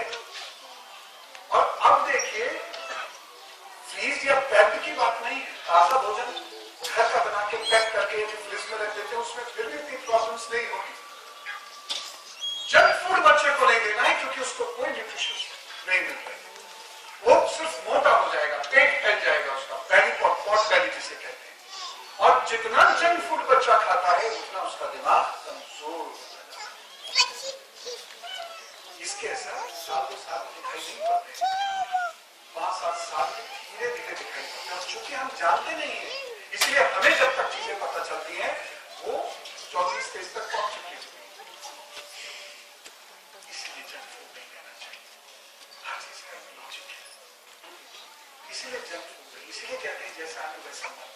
इसीलिए सोने से 3 घंटा पहले खा लेना चाहिए, इसलिए एग्जाम देने जाने से 3 घंटा पहले खा लेना चाहिए, इसलिए बच्चों की पढ़ाई से 1 घंटा पहले भोजन हो जाना चाहिए, इसलिए भोजन खाकर एकदम भागना भी नहीं, एकदम पढ़ने भी नहीं बैठना, हल्के से चलना है। दिन है तो बाईं करवट लेना है, भोजन जल्दी से पच जाता है, करवट में भोजन डाइजेस्ट हो जाता है। ये नियम ऐसे नहीं, इसलिए मैं कह रहा हूँ स्पिरिचुअलिटी बहुत सारी। एक चीज हमेशा ध्यान रखिएगा, ध्यान और साधना। अध्याय 4 से 6 तक भगवान श्री कृष्ण और अर्जुन के बीच में बुद्धि को लेकर खूब खींचातानी हो रही थी। भगवान कह रहे थे एकाग्रचित्त हो और युद्ध कर। मेरा दिमाग बंद अभी इस वक्त में, अभी उस वक्त में ये सोच रहा है, वो सोच रहा है, आप कह रहे उसे एकाग्र कर लो, कैसे करो? और चीख रहे अपने, गुस्सा करते हैं। दोनों मित्र थे ना, 11वें अध्याय तक तो मित्र है, जब तक उन्होंने उसका विराट स्वरूप नहीं देखा तब तक वो मित्र होते रहे, उसके बाद उन्हें भगवान माना है। वो कहते हैं कैसे रहूं ये तो बताओ। श्री कृष्ण मुस्कुरा के एक बात बोलते हैं और 5 बार लीजिएगा। श्री कृष्ण बोलते हैं बुद्धि को अगर आपके एकाग्र करना है तो अभ्यास, अभ्यास, केवल अभ्यास आपकी बुद्धि को मजबूत बना सकता है। और तेजी से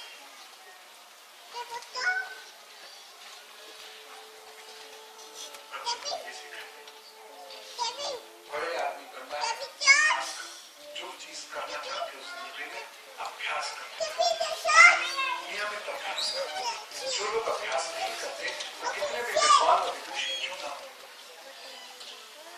वो कभी विलक्षण नहीं कर पाते। इसलिए प्रैक्टिस टीचर्स हैं वो भी बच्चों को सिखाएं प्रैक्टिस क्वांटिटी में कम लीजिएगा लेकिन जो लीजिए उसका अभ्यास करें। आप प्रोफेशनल हैं अभ्यास करें। आपको स्पीच देनी है डेली अभ्यास कीजिए। आप पॉलिटिशियन हैं डेली अभ्यास कीजिए। जो भी अभ्यास कर सकते हैं आप ब्यूरोक्रेट हैं बिजनेसमैन हैं डेली अभ्यास कीजिए डेली करिए। जी वॉल्यूम थोड़ा कम है मेरा आवाज कम आ रही है सर थोड़ा। मेरी आवाज मेरी आवाज बढ़ा दी। आपकी तो आप ही बढ़ाएंगे सर। कभी मुझ में है क्या माइक से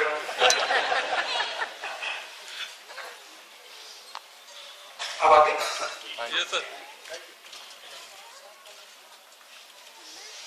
इसलिए साधना प्रैक्टिस। बच्चा कहता है मैं आश्रम में साधना के लिए जाना चाहता हूँ माँ बाप डर जाते हैं ये तो बाबा हो गया। साधना का मतलब है प्रैक्टिस।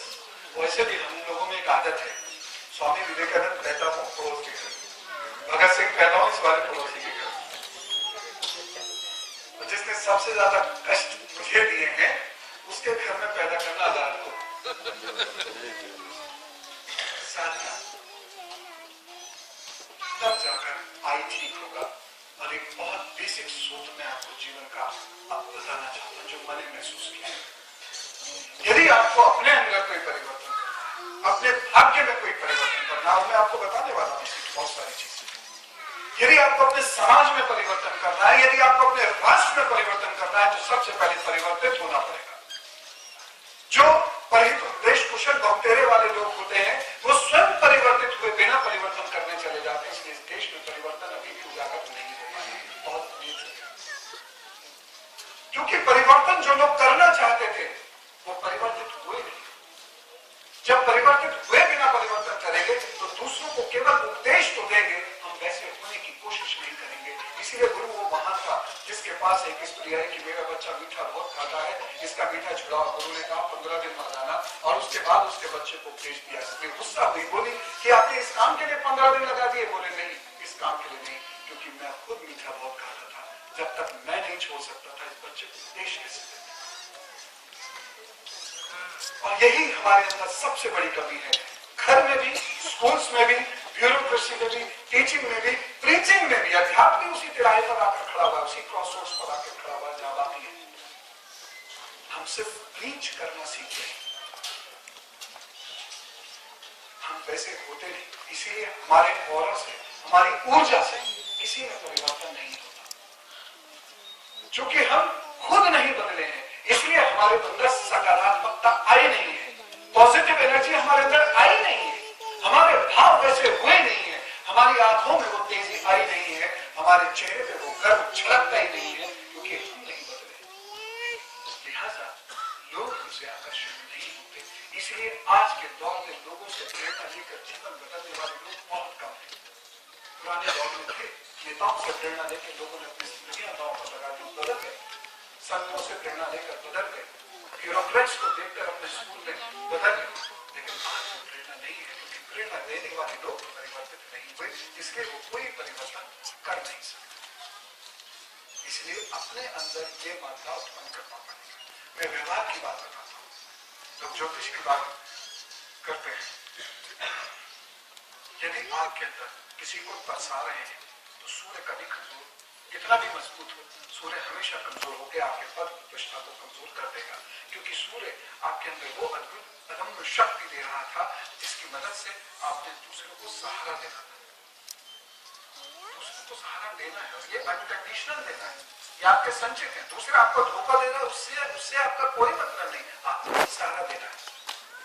एक को नहीं दूसरे को दे दीजिए दूसरे को नहीं तीसरे को सहारा आपको देना पड़ेगा। यदि आपने उच्च पद और प्रतिष्ठा प्राप्त करनी है तो सहारा देना सीखना होगा तब जाके आपका सूर्य की तरह काम करेगा। अन्यथा कितना भी बली क्यों ना हो कितने नगीने आप पहले कुछ नहीं होने वाला। यदि आपके अंदर शोषणात्मक प्रवृत्तियां हैं एक्सप्लॉइटेटिव टेंडेंसीज हैं सूर्य कभी आपका अच्छा नहीं होगा। यदि आप थोड़ी देर बैठ के सोचते विचारते नहीं है अपने बारे में तो आपका चंद्रमा कभी अच्छा कार्य नहीं करेगा। आपके अंदर डिप्रेशन की टेंडेंसी होगी। आपके बच्चे वीक होते चले जाएंगे। यदि आप अपने गुस्से को 2 सेकंड रोक कर काम नहीं करेंगे तो एमिग्डाला यानी मंगल खराब होता चला जाएगा। यही मंगल है। हमारी ब्रेन के अंदर एक ग्रंथि होती है एमिग्डाला, जो हम देखते हैं सबसे पहले एमिग्डाला पर उसका पिक्चर बनता है। एमिग्डाला फिर हमारे शरीर को कहता है एक्ट करने के लिए।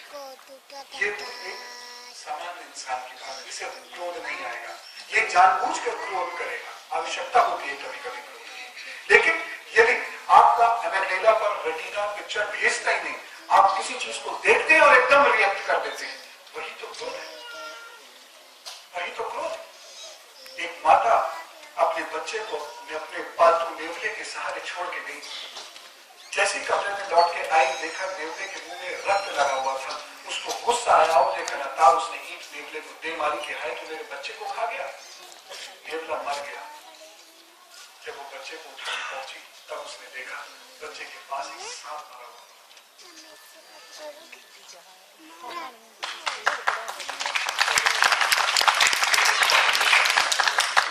चीजों को पूरा देखे सुने समझे बिना रिएक्ट करना, यही तो गुस्सा है।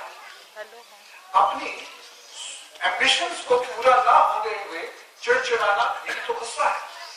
उस वक्त भगवान को क्यों नहीं हम समझते, उस वक्त भाग्य को क्यों नहीं समझते। मेरे भाग्य में इतना ही था, मैं और मेहनत करूंगा, देखी जाएगी, मिल जाएगा, बहुत अच्छी बात है। लेकिन हर वक्त पीछे चिड़चिड़ाहट क्यों? श्री कृष्ण गुस्से को ऐसे ही समझा रहे हैं अर्जुन को।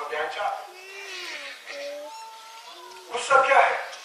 जो तुम पाने की इच्छा करते हो वो तुमको नहीं मिलता तो गुस्सा करते हो। सीधी सी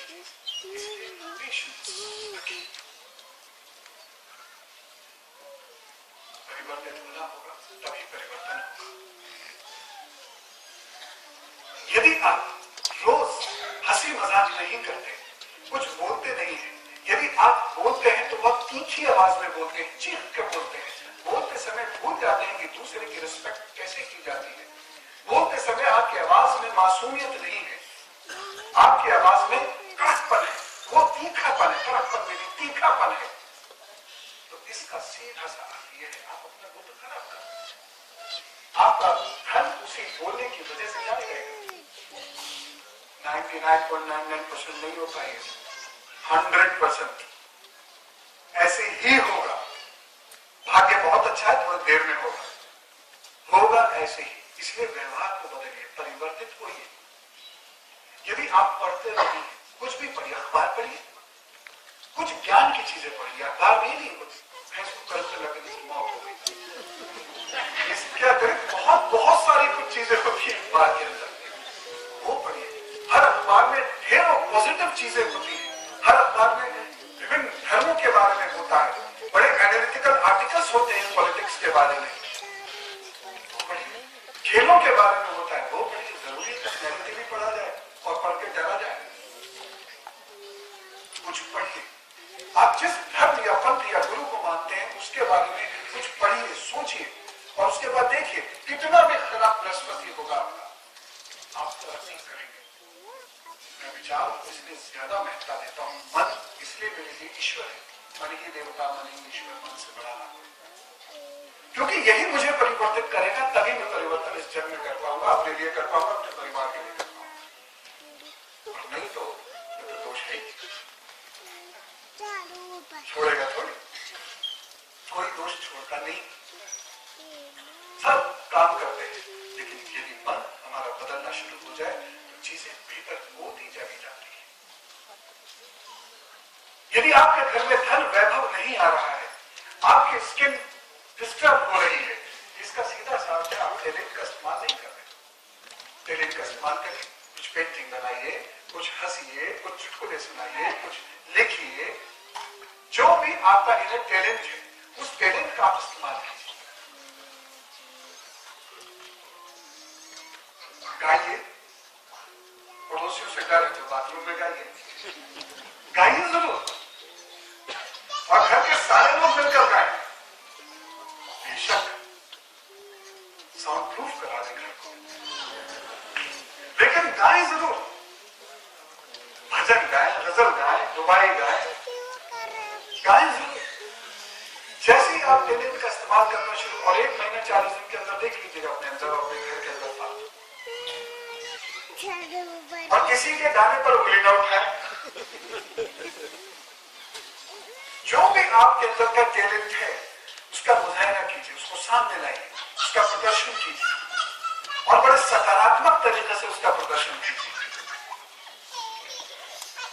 और देखिए घरों के अंदर कीर्तन होने लगेगा, कलह होने लगेगा। नहीं तो घरों में कलह बढ़ रही है क्योंकि कुछ और करने को है ही नहीं। कोशिश कीजिए करने की, कोशिश कीजिए आर्ट ड्राइंग कुछ भी करने की। खासतौर से मैं पुरुषों से कहना चाहूंगा कि अपने घर की स्त्रियों को उनके बचपन के टैलेंट्स को पूछकर उसे निकालने की कोशिश कीजिए। बचपन में क्या करते थे? डांस करते थे, अच्छा कुछ करते हैं, गाना गाते थे, खाना बनाते थे, अच्छा चलो कुछ करते हैं।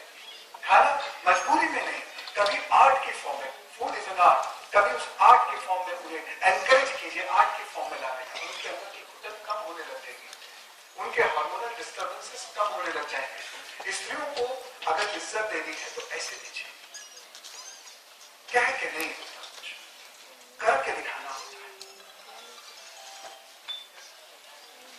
करके दिखाइए। जब स्त्रियों में घुटन बढ़ने लगती है, उनके हार्मोनल डिस्टर्बेंस होने लगते हैं। यहाँ पर 3-4 ऐसे खड़े हैं क्योंकि व्यक्तिगत बात है इसलिए मैं ऐसे नहीं कहूंगा। उनके पाँव में बहुत दर्द होता है, कमर के निचले हिस्से में और पाँव में जब स्त्री के दर्द होता है तो 2 चीजें हैं, एक तो वो वात की रोगी है और दूसरी चीज घुटन। वात रोग वैद्य ठीक करेंगे, हकीम साहब ठीक करेंगे, डॉक्टर साहब ठीक करेंगे, घुटन आप ठीक करिए, बच्चों आप ठीक करिए अपनी मां का घुटन। ये सच्ची सेवा है स्त्री की। वैसे तो बड़ी बड़ी बातें कहने में तो कोई दिक्कत ही नहीं, जिस चीज को खराब करना उसकी पूजा करना शुरू कर दो। हमने गाय के साथ भी यही किया, हमने गंगा के साथ भी यही किया, हमने स्त्री के साथ भी यही किया। जिस चीज को पढ़कर अमल ना करना हो उसे कपड़े में लपेट के पूजा मंदिर में रखना शुरू कर दो। हम धार्मिक पुस्तकों के साथ यही करते, काश कि हम उसे पढ़ते और घूमते, ये परेशानियां देश के सामने या घरों के सामने होती थी। तो ये है शुक्र और ऐसे करता बैठो। अब आपके घर में यदि आलोचनाएं होती है, निंदाएं होती है, बहुत सारे लोगों को ये बड़ी प्रॉब्लम होती है।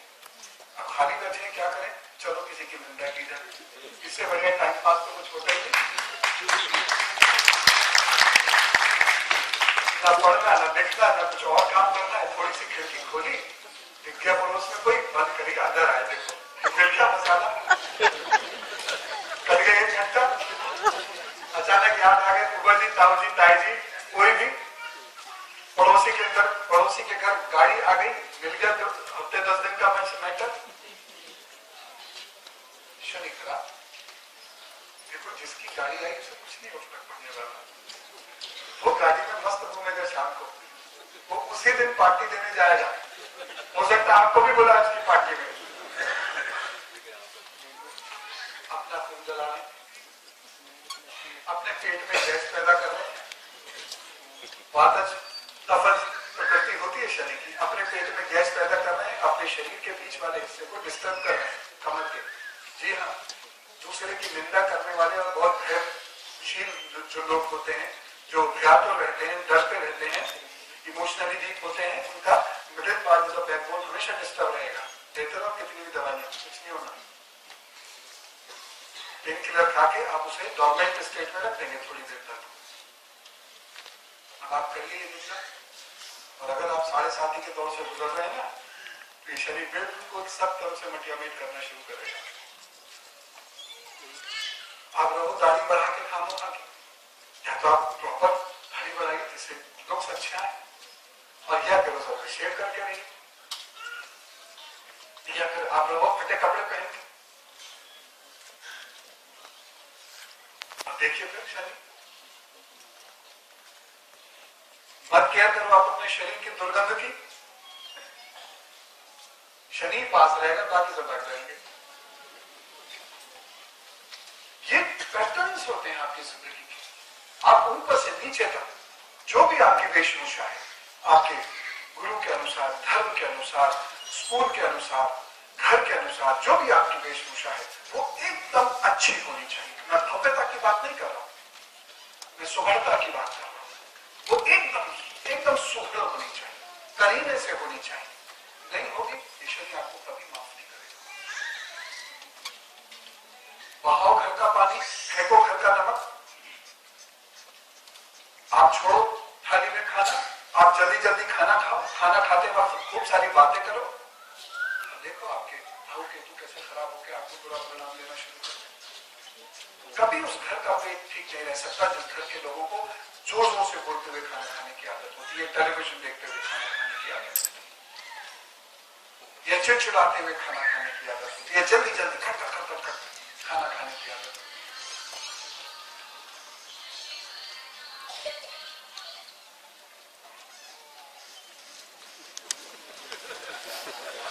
रावण के एजेंट हर जगह। इसीलिए मैं परिवर्तित होने पर ज्यादा जोर देता हूं।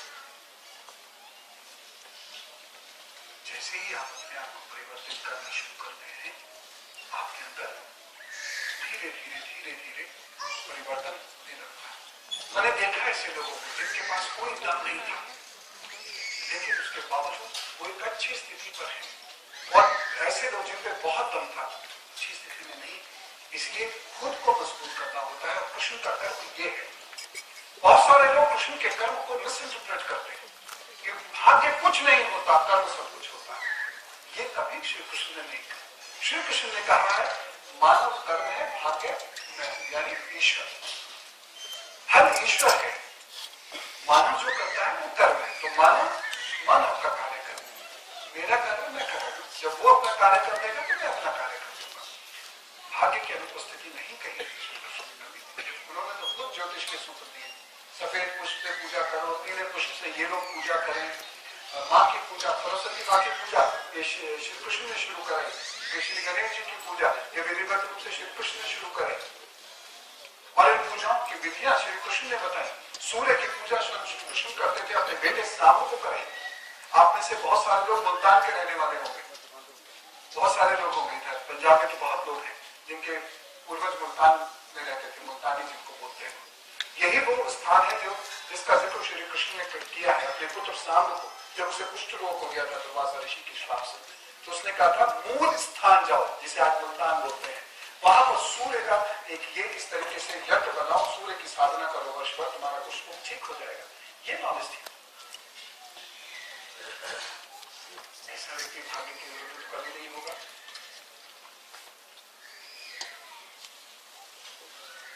कुछ खास चीजें भोजन के बारे में मैं बताना चाहता हूं। स्क्रीन पे भी सामने रख देता हूं जिससे कि आप लोग इसे अच्छे से लिख सके, समझ सके। बहुत इंपॉर्टेंट है।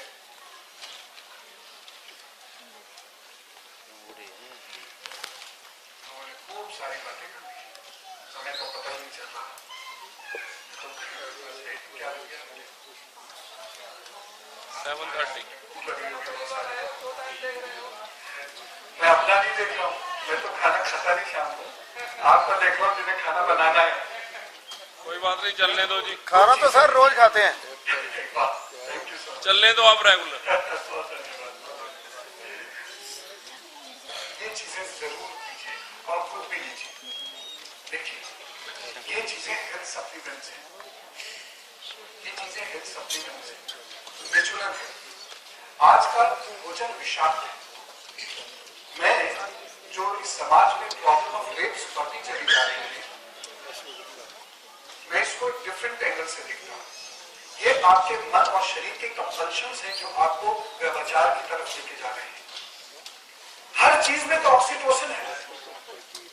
ऑक्सीटोसिन है गाय के दूध, भैंस के दूध के लिए, फलों को बड़ा करने के लिए, सब्जियों को बड़ा करने के लिए, हर चीज में ऑक्सीटोसिन मिलाया जाता है। ये ऑक्सीटोसिन है क्या? शरीर के अंदर का लव हार्मोन बोलते हैं इसको। जब ये शरीर के अंदर जाएगा तो आपके अंदर व्यभिचार करने की टेंडेंसीज बढ़ेगी। इसलिए वो चीजें बच्चों को जरूर दें, खुद भी इनका सेवन करें। शंखपुष्पी बहुत जरूरी है। आंवला, सेब बहुत सारे लोग भी खाएंगे, और सेब दो तरीके से, यदि आपको गैस बनती है तो खाने के बाद आधे घंटे के बाद खाएं और छिलका छील के खाएं, और यदि ब्रेन शार्प करना हो तो सुबह सुबह खाएं, निहार मुंह खाएं, छिलके सहित खाएं। शरीर पे ताकत चाहिए तो दूध में घोटकर शहद मिलाकर खाएं, और शरीर को पतला रखना हो तो सेब को हल्के से गुनगुने पानी में धोने के बाद खाएं। 25 किस्म के फायदे होते हैं सेब से, इसीलिए an apple in day keeps doctor, इसीलिए कहते हैं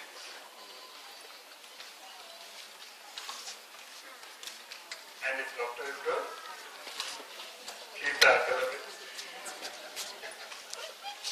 गाजर बहुत खाइए, लाल वाले खासतौर से, उसको छीलिए, खाइए, छीलिए और खाइए, दिन में 4-5 खा लीजिए।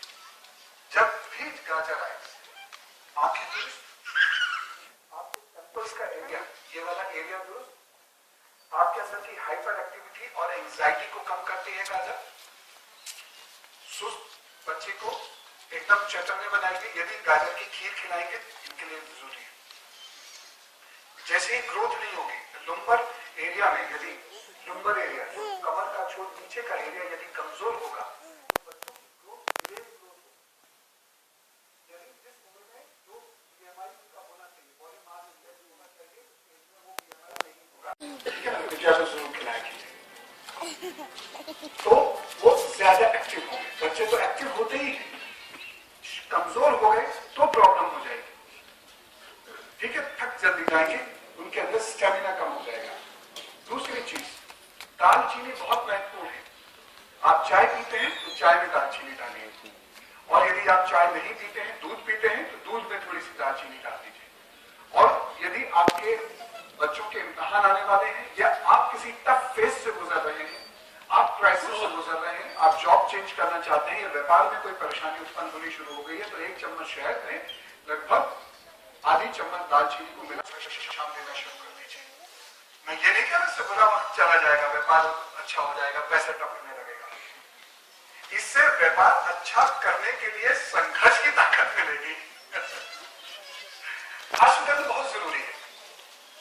बच्चे जब एग्जाम्स के लिए तैयार हो रहे हो तो कम से कम 1 महीना पहले से उन्हें अश्वगंध और मिश्री देना शुरू कर दीजिए। चाय की चम्मच अश्वगंध और 10-12 दाने मिश्री, वो खा के दूध पी लिया करें।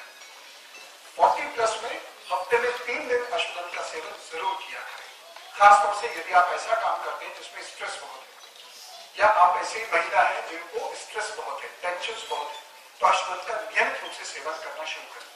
दवाई तैयारी के रूप में करना है तो अक्सर बता देंगे, लेकिन इसको फूड सप्लीमेंट के रूप में या हेल्थ सप्लीमेंट के रूप में लेना शुरू करेंगे, बड़ी ताकत देगा।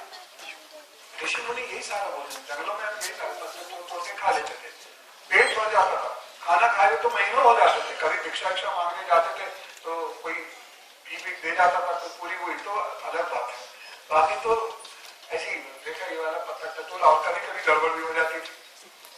पत्ते की ऊपर की त्वचा तो वैसे ही है, जैसा पेट मजबूत करने वाले पत्ते की थी, नीचे वाली त्वचा बदली हुई थी, उससे वो पेट साफ करने वाला बन गया था। जरा सी चीजें बड़ी अजीब और गरीब स्थिति पैदा कर देती है ना कभी कभी। तो इसके बाद मैं संतरे की एक बात बताता हूँ। सुश्रुत संहिता में सिट्रस फ्रूट्स खाने के लिए बहुत कहा गया है, चरक संहिता में भी इसको बोला गया है। आपको पता है डिमेंशिया नामक मानसिक बीमारी की जो सबसे बड़ी मेडिसिन खोजी गई है वो संतरा है, और ये डिमेंशिया अब हिंदुस्तान में बढ़ रहा है, बाकी मानसिक बीमारियां हिंदुस्तान में बढ़ रही है। 40+ में अब आपका दिमाग घूमना शुरू हो जाता है, चश्मा लगाया हुआ सर पर ढूंढ रहे घर पर, एक बार ताला लगा के नीचे आए फिर डाले उसे चेक कर, गाड़ी में चाबी अक्सर लगी रह गई, दरवाजा बंद। ये दिक्कतें आपको ज्यादा हो रही हो, या आपका हाथ कांप रहा हो, या कभी पैर कांपे, या धड़कनें आपके एकदम से बढ़नी शुरू हो जाती है, तो आप ग्रेप्स यानी अंगूर और संतरा या मौसमी खाना शुरू करें। जूस की बात नहीं कर रहा हूं, खाना शुरू करें, बहुत जरूरी है। गुड़ और चना, बच्चों को तो जरूर दीजिए गुड़ और चना। गुड़ और चना किसे देते हैं?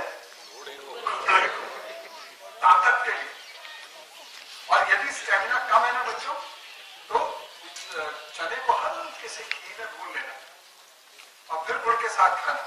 देखो दिमाग कितना ताकतवर होता है। गाय के घी की एक बड़ी बढ़िया खुसूसियत है, यदि आप तवे पे गाय का घी को डालें, हल्का सा गर्म करें और उसे दूर से सूंघें, पास से मत सूंघना, तो मेरी कोई गारंटी नहीं है, दूर से ऐसे करके यदि आप सूंघते हैं, नाक तो खुलेगी खुलेगी, नजला तो जाएगा ही जाएगा, दिमाग शांत होगा। क्यों? क्योंकि इमीडिएटली आपके ब्रेन को ऑक्सीजन देता है। ब्रेन आपका ऑक्सीजन से चलता है, उसी को हिंदी में प्राणवायु कहते हैं। और उसी को डेवलप जब हम करते हैं आसनों के द्वारा, तो उसे प्राणायाम कहते हैं। प्राणों का आयाम विकसित करने वाला आसन प्राणायाम। ठीक है? प्राण दो होते हैं, सूर्य का प्राण, चंद्र का प्राण और सम अवस्था यानी सुषुम्ना। इसीलिए अनुलोम विलोम किया जाता है। हर शरीर के दो हिस्से होते हैं, दाहिना हिस्सा पुरुष होता है चाहे स्त्री हो, बायां हिस्सा स्त्री होती है चाहे वो पुरुष हो। इसलिए हरेक के अंदर एक स्त्री है, हरेक के अंदर एक पुरुष है, और यही शिव का अर्धनारीश्वर रूप है। इसी रूप से मानव की उत्पत्ति हुई थी। यही डार्विनिज्म इसको ओमेगा बोलता है, डिस्ट्रीब्यूशन ऑफ सेल्स।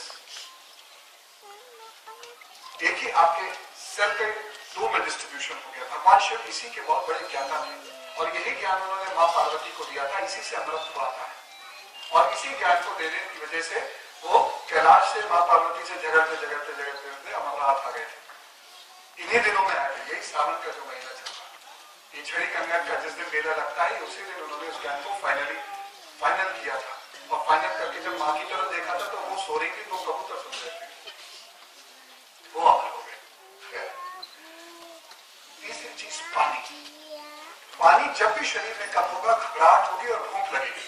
ज्यादातर समय यदि खाना खाने के बाद भी आपको भूख लगती है, तो सबसे पहले 2 गिलास पानी पी लीजिए। पानी पी के 1 मिनट बाद देखिएगा आपको भूख है या नहीं। ज्यादातर केस में आप देखेंगे भूख खत्म हो गई, क्योंकि एक्चुअली भूख नहीं थी, वो प्यास थी।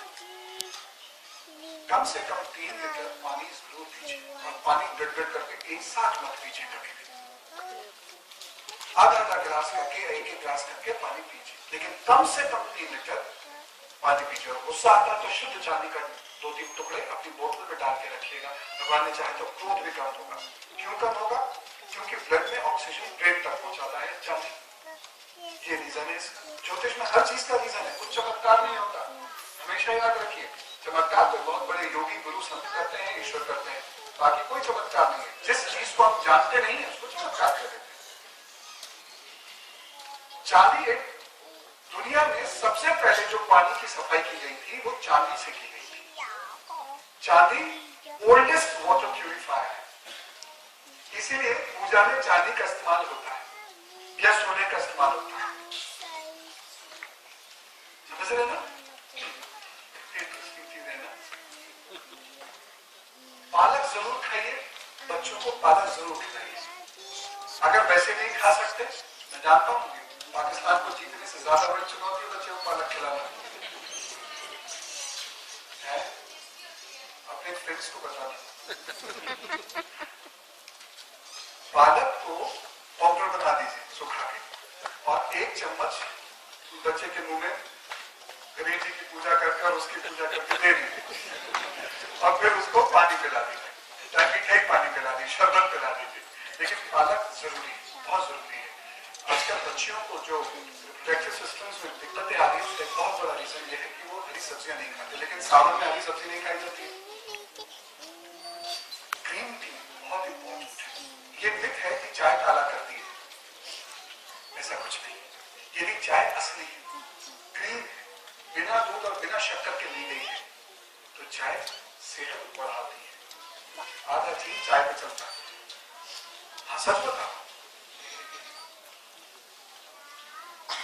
चीन जाने का मौका मिला, न जाने उनके दिमाग में क्या आई, वो हिंदू धर्म के बारे में जानना चाहते थे। और देखा खाना आए नहीं आए, चाय थोड़ी देर देर में आती जा रही थी, और हर बार तेज तलक। पता चला आधा चीज चाय पे चलता है। वो जैसे हम लोग वाटर बॉटल कैरी करते हैं, उसमें भी वो चाय की पत्तियां या चाय के पेड़ पौधे की जड़ें डालकर कैरी करते हैं। It works. कैसे शिशु संहिता में इसके बारे में बड़े विशेष रूप से लिखा हुआ चाय के बारे में। इसलिए ग्रीन टी पीजिए। पिस्ता, अखरोट और बादाम बहुत जरूरी है। पिस्ता, अखरोट और बादाम ये 3 चीजें बहुत जरूरी है। जिन घरों में हार्ट की कोई दिक्कत रहती है उस घर के हर बच्चे को 5 बादाम एक अखरोट सुबह सुबह जरूर दीजिए हर बच्चे। और बच्चे के अंदर यदि ताकत की कोई कमी हो तो उसमें 1 चम्मच शहद डाल के घोट दीजिए उसको। और यदि बच्चे का स्टेमिना और कंसंट्रेशन पावर कम है तो उसको दूध में उबाल दीजिए, दूध भी पिला दीजिए और ये भी पिला दीजिए, उसका कंसंट्रेशन बढ़ने लगेगा। आप देखिए इसके असर देखिए। और ऐसा नहीं कि इसमें कोई 1 साल 2 साल 3 साल रुकना होगा, 5 महीने में इसके असर आपको दिखने लग जाएंगे। ओमेगा 3 फैटी एसिड्स ये बहुत जरूरी है, जरूर बच्चों को देने चाहिए। दूध बहुत सोच समझ कर दीजिए। देखो बच्चों में यहाँ आपकी बड़ी वकालत करता हूँ। ये दूध देने की एक ऐसी परेशानी हमारे समाज में उत्पन्न हो गई है जो बड़ी घातक है बच्चों के। मम्मियों का मन करे बस चले ना तो इतनी बड़ी टंकी बनाए हुए, उसमें यहाँ एक टैप लगाए, उसमें पाइप लगाए और पाइप बच्चे के मुंह में डालते और थोड़ी थोड़ी देर में टैप खोलते हैं। इतना भी महत्वपूर्ण नहीं है दूध। यदि बच्चा दूध नहीं डाइजेस्ट कर सकता तो जबरदस्ती दूध मत दीजिए। ऐसा नहीं है कि दूध नहीं पिएगा बच्चा तो ताकत में कभी नहीं आएगा। उसको 1 गिलास टमाटर का रस दे दीजिए, वो भी वही काम करता है। और उसको थोड़ा चटपटा बना के दे दीजिए, वो भी वही काम करेगा। बड़ों को भी यही चाहिए। यदि दूध हजम नहीं होता, आर्थराइटिस या किसी भी तरह बॉडी में इन्फ्लेमेशन है तो आपको प्रोटीन कम लेना चाहिए। तो आप दूध न लेकर आप टमाटर का पालक का रस ले लीजिए, उसमें गाजर भी मिला दीजिए, तो उतना हार्मफुल भी नहीं होगा, शरीर में शक्ति भी आएगी। ठीक है, तो थोड़ा सा दूध का ध्यान रखिए। जरूरत से ज्यादा दूध भी अच्छा नहीं होता। मोबाइल के बारे में जो मैं कह रहा था ना, रावण के हथियार, देखिए जब आप मोबाइल का यूज नहीं करते हैं तो आपका ब्रेन ऐसे होता है। आश्रम के अंदर तो हम मोबाइल डाले बाहर, और मोबाइल के 15 मिनट के बाद यह हालत होती है आपके ब्रेन की। देख रहे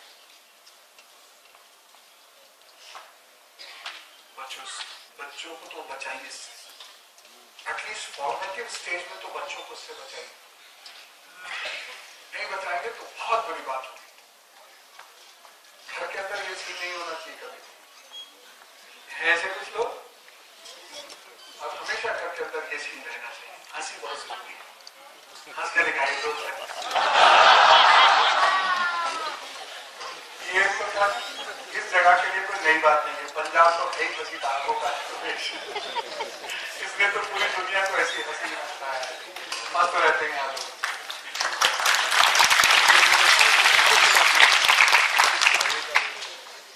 आपके घर में ऐसा फैमिली एनवायरमेंट ना हो इसमें से एक साल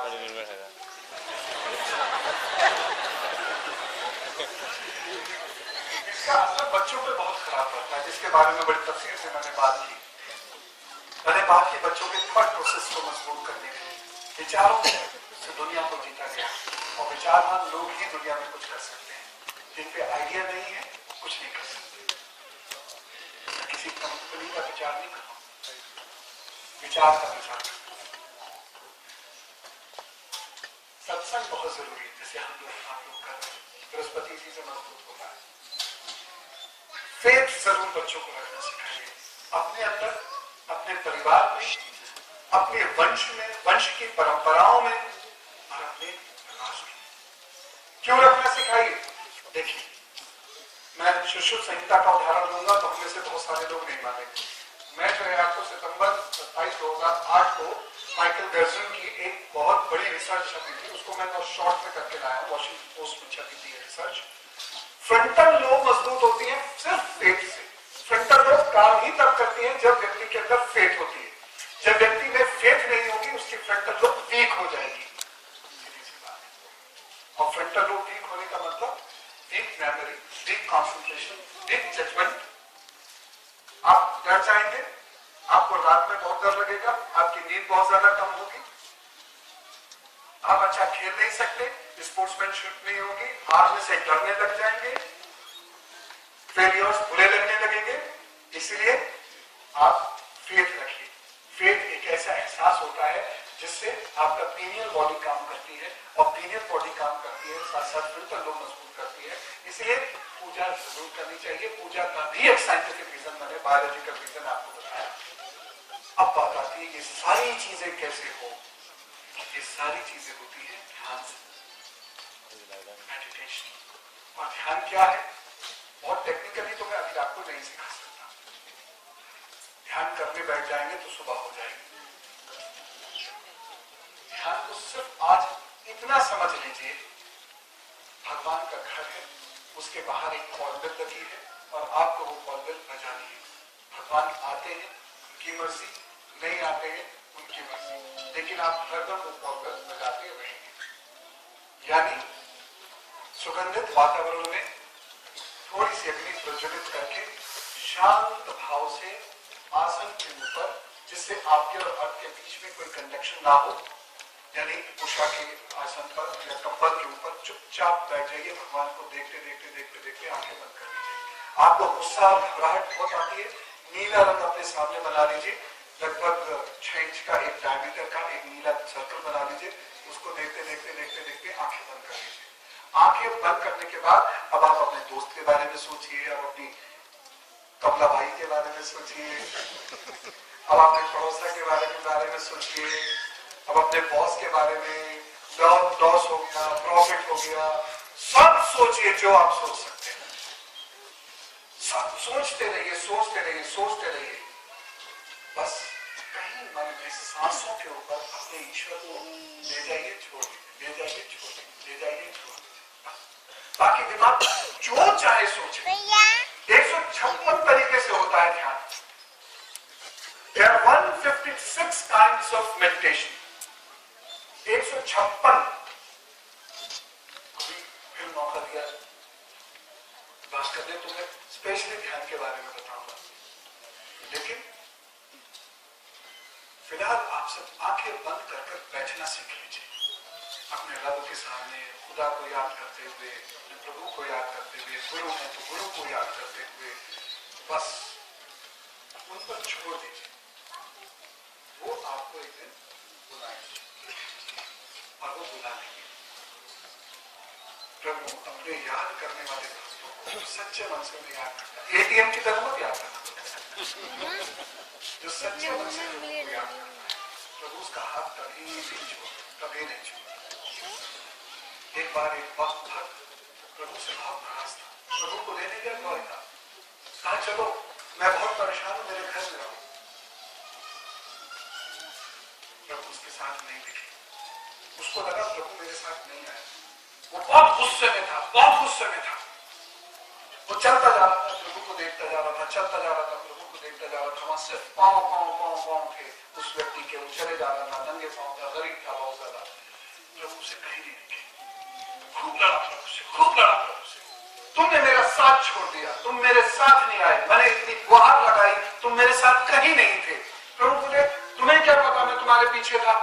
नहीं, तुम नहीं थे, क्योंकि वहां सिर्फ एक जोड़ी पांव के ही निशान थे। प्रभु हंस के बोले बेवकूफ, तू तो बहुत परेशान था, मैं तुझे गोद में उठाया हुआ था।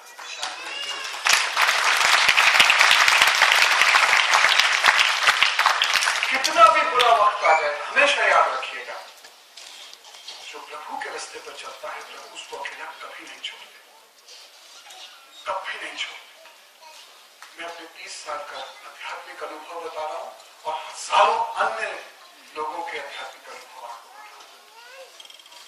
विश्वास कर लीजिए, प्रभु आस्था से नहीं पाए जा सकते, है ना?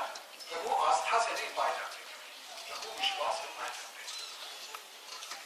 प्रभु से जो प्रेम होता है ना, वो वैसा प्रेम होता है, उसमें डर होता है तो वैसा डर होता है, जैसे पिता के साथ एक अच्छे इंसान से दूर हटने का डर, पति पत्नी में एक दूसरे से बिछड़ने का डर, प्रेमिका में एक दूसरे से बिछड़ने का डर, भाई बहन में एक दूसरे से बिछड़ने का डर, ऐसा वाला डर होता है प्रभु के साथ।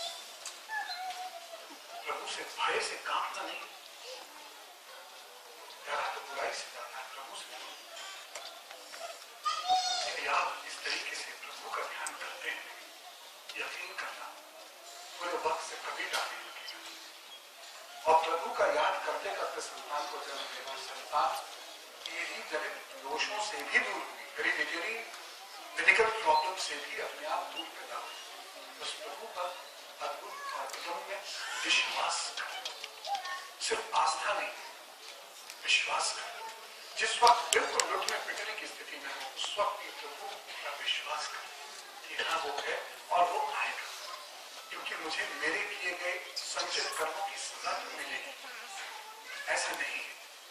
लेकिन बहुत सारे लोग सजा के बाद खत्म हो जाते हैं, लेकिन जो लोग प्रभु के रास्ते पर फिर भी चलते रहते हैं, उन्हें प्रभु संभालने के लिए, दूसरा जीवन देने के लिए खड़ा मिलता है। इसलिए प्रभु का साथ हो चुका है। आप लोगों ने मुझे अपना इतना वक्त दिया, मैं निहाल हो गया। जिस तरह से आप लोग यहाँ बैठे, मैं निहाल हो गया। मैं हृदय से आपको बहुत दुआएं देता हूँ। ईश्वर आपको